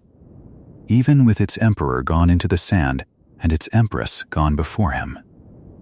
Alia stands now where Paul once stood, carrying forward the same terrible responsibility of guiding a jihad-born civilization through whatever comes next, and the narration, in its slow and gentle way, allows this image to rest here for a while. A young woman with the memories of countless lives inside her, holding steady at the heart of an empire built upon prophecy and sand. But even as Alia's regency settles into place, the story's true and quiet center has already begun to shift toward the 2 small children sleeping in the keep's inner chambers, for it is in them, and not in Alia, and not even in the memory of Paul, that the longest and strangest thread of this whole long story will eventually continue to unspool. Up next in Chapter 20, What Waits Beyond Dune 3, we'll turn softly toward Leto and Ghanima, the twins who carry within them the beginning of everything the saga still has left to tell. And so the story that the 3rd film tells comes, at last, to its gentlest resting place, in the small quiet room where 2 infants sleep side by side, unaware yet of the vast and ancient weight that has already begun settling softly around them. And the narration slows here, the way a long day slows into evening, content simply to sit beside this final image for a while before it lets it go. Leto and Ghanima born together in the same difficult hour that cost their mother Chani everything she had left to give, are only newly arrived in the world. And yet the film reminds us, in this closing passage, that they are not ordinary children in the way that even Aaliyah was not an ordinary child, for the same spice-touched inheritance that gave their aunt her vast ancestral memory runs also. Quietly and patiently, through their own small sleeping bodies, waiting for the years to come and draw it fully into the light. There is something deeply peaceful in dwelling upon this now, after everything the story has carried its listeners through. The fall of a false emperor and the rise of a desert messiah. The long grinding years of holy war spreading like sand upon the wind across 1 trillion worlds. The loneliness of a man who could see too far, and the love that could not save the woman he needed most. The plots gathering in shadowed corridors, and the terrible stone that stole his sight, and the ghost of an old friend returned in an unfamiliar shape. And finally, the quiet walking out into the deep desert that closed the story of Paul Atreides, the way the desert closes over any single grain of sand, without cruelty, without triumph, simply as an ending arriving in its proper time. All of that has led, patiently, to this, to 2 small children breathing quietly in the dark, carrying within their sleeping minds the seeds of everything that is still to come. The film allows itself, in these last few gentle minutes, only the softest suggestion of what lies ahead for Leto and Ghanima, for their full story belongs to chapters of the saga that stretch far beyond the edges of what Dune Messiah itself was written to tell. It is enough, for now, simply to know that these twins will grow older upon the same Arrakis their father once walked as a boy new to the desert, that they will carry inside them not only their father's spice-born awareness, but also, folded deep within their inherited memory,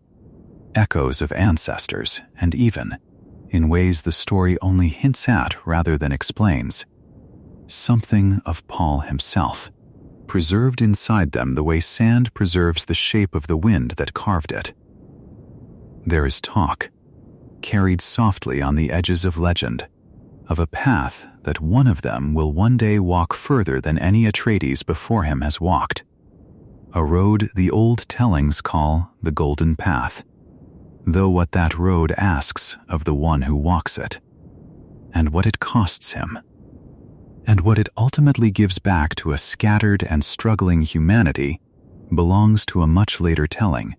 far beyond the quiet room where this story now comes to rest. For tonight, it is enough only to hold this image gently. 2 children, sleeping together in the dark, safe for this one moment from the plots and prophecies that will find them soon enough. Watched over by an aunt who carries the wisdom of countless lives inside her own young mind, and remembered, distantly and reverently, by a desert people who still whisper the name of Muad'dib in their evening prayers, as though he has only stepped just out of sight rather than vanished entirely from the world. The Empire continues, the way empires always continue, turning slowly onward beneath its trillion stars, and Arrakis itself sleeps beneath its twin moons the way it has always slept, indifferent and eternal, waiting, the way deserts wait, for whatever comes to walk across it next. And perhaps that is the truest comfort held inside this long and gentle telling, that even after an emperor has walked out into the sand, and a mother has given everything she had to give, and a throne has passed quietly into new and careful hands, the story itself does not end so much as it breathes outward, softly, into whatever comes after, the way a held breath finally, gratefully, lets itself go. The desert remains. The dunes shift and settle and shift again beneath a wind that has blown across Arrakis since long before any Atreides ever set foot upon its sand, and will go on blowing long after every name spoken in this story has become only a whispered legend carried in the mouths of the Fremen, half history and half prayer. Somewhere within that endless turning wind, a boy and a girl sleep on, not yet knowing what they will become, and there is a peace in leaving them there, undisturbed, wrapped in the simple safety of this one quiet night before all their long tomorrows begin. Let the sand settle now, and the wind grow still, and the twin moons rise slowly over Arrakis the way they always have, patient and pale and unhurried, watching over a sleeping empire that does not yet know what shape its own future will take. Let this be enough, for now, this soft and steady ending, this long exhale after such a long and winding story, this quiet room, this even breathing, this desert holding its peace beneath the stars. And so we come, softly, to the end of the story. Tonight we followed everything the third film will carry us through, the place where Dune Part Two left us, an emperor who feared his own victory, the holy war spreading across the stars, and 12 long years upon the Golden Lion throne. We felt the loneliness of seeing every future at once, the quiet ache of Chani, and the child that could not be, the princess waiting in the cold, and the enemies gathering in the shadows. We watched a ghost of Duncan Idaho return, the shapeshifter and the dwarf, the stone that stole Paul's sight, and the strange grace of an emperor who could see without eyes. We came to the return to the open desert, the birth of the twins, the price that Chani pays, and the moment Duncan remembered who he was. We saw the bargain the emperor refused, his walk alone into the sand, Aliyah left to the regency, and the long future that waits beyond it all. There is nothing left now that you must carry. Let each of those vast and distant things sink away from you, down through still and silent sand, growing fainter and fainter until only calm remains. You are safe. You are whole. Nothing here asks anything of you, and none of it can follow you into sleep. Let your breathing slow, and let the last of the day dissolve like heat shimmer over an evening dune. Good night. If this story carried you toward rest, stay with us, and let a gentle subscribe keep them coming. There are many more long, slow tales waiting for the nights ahead.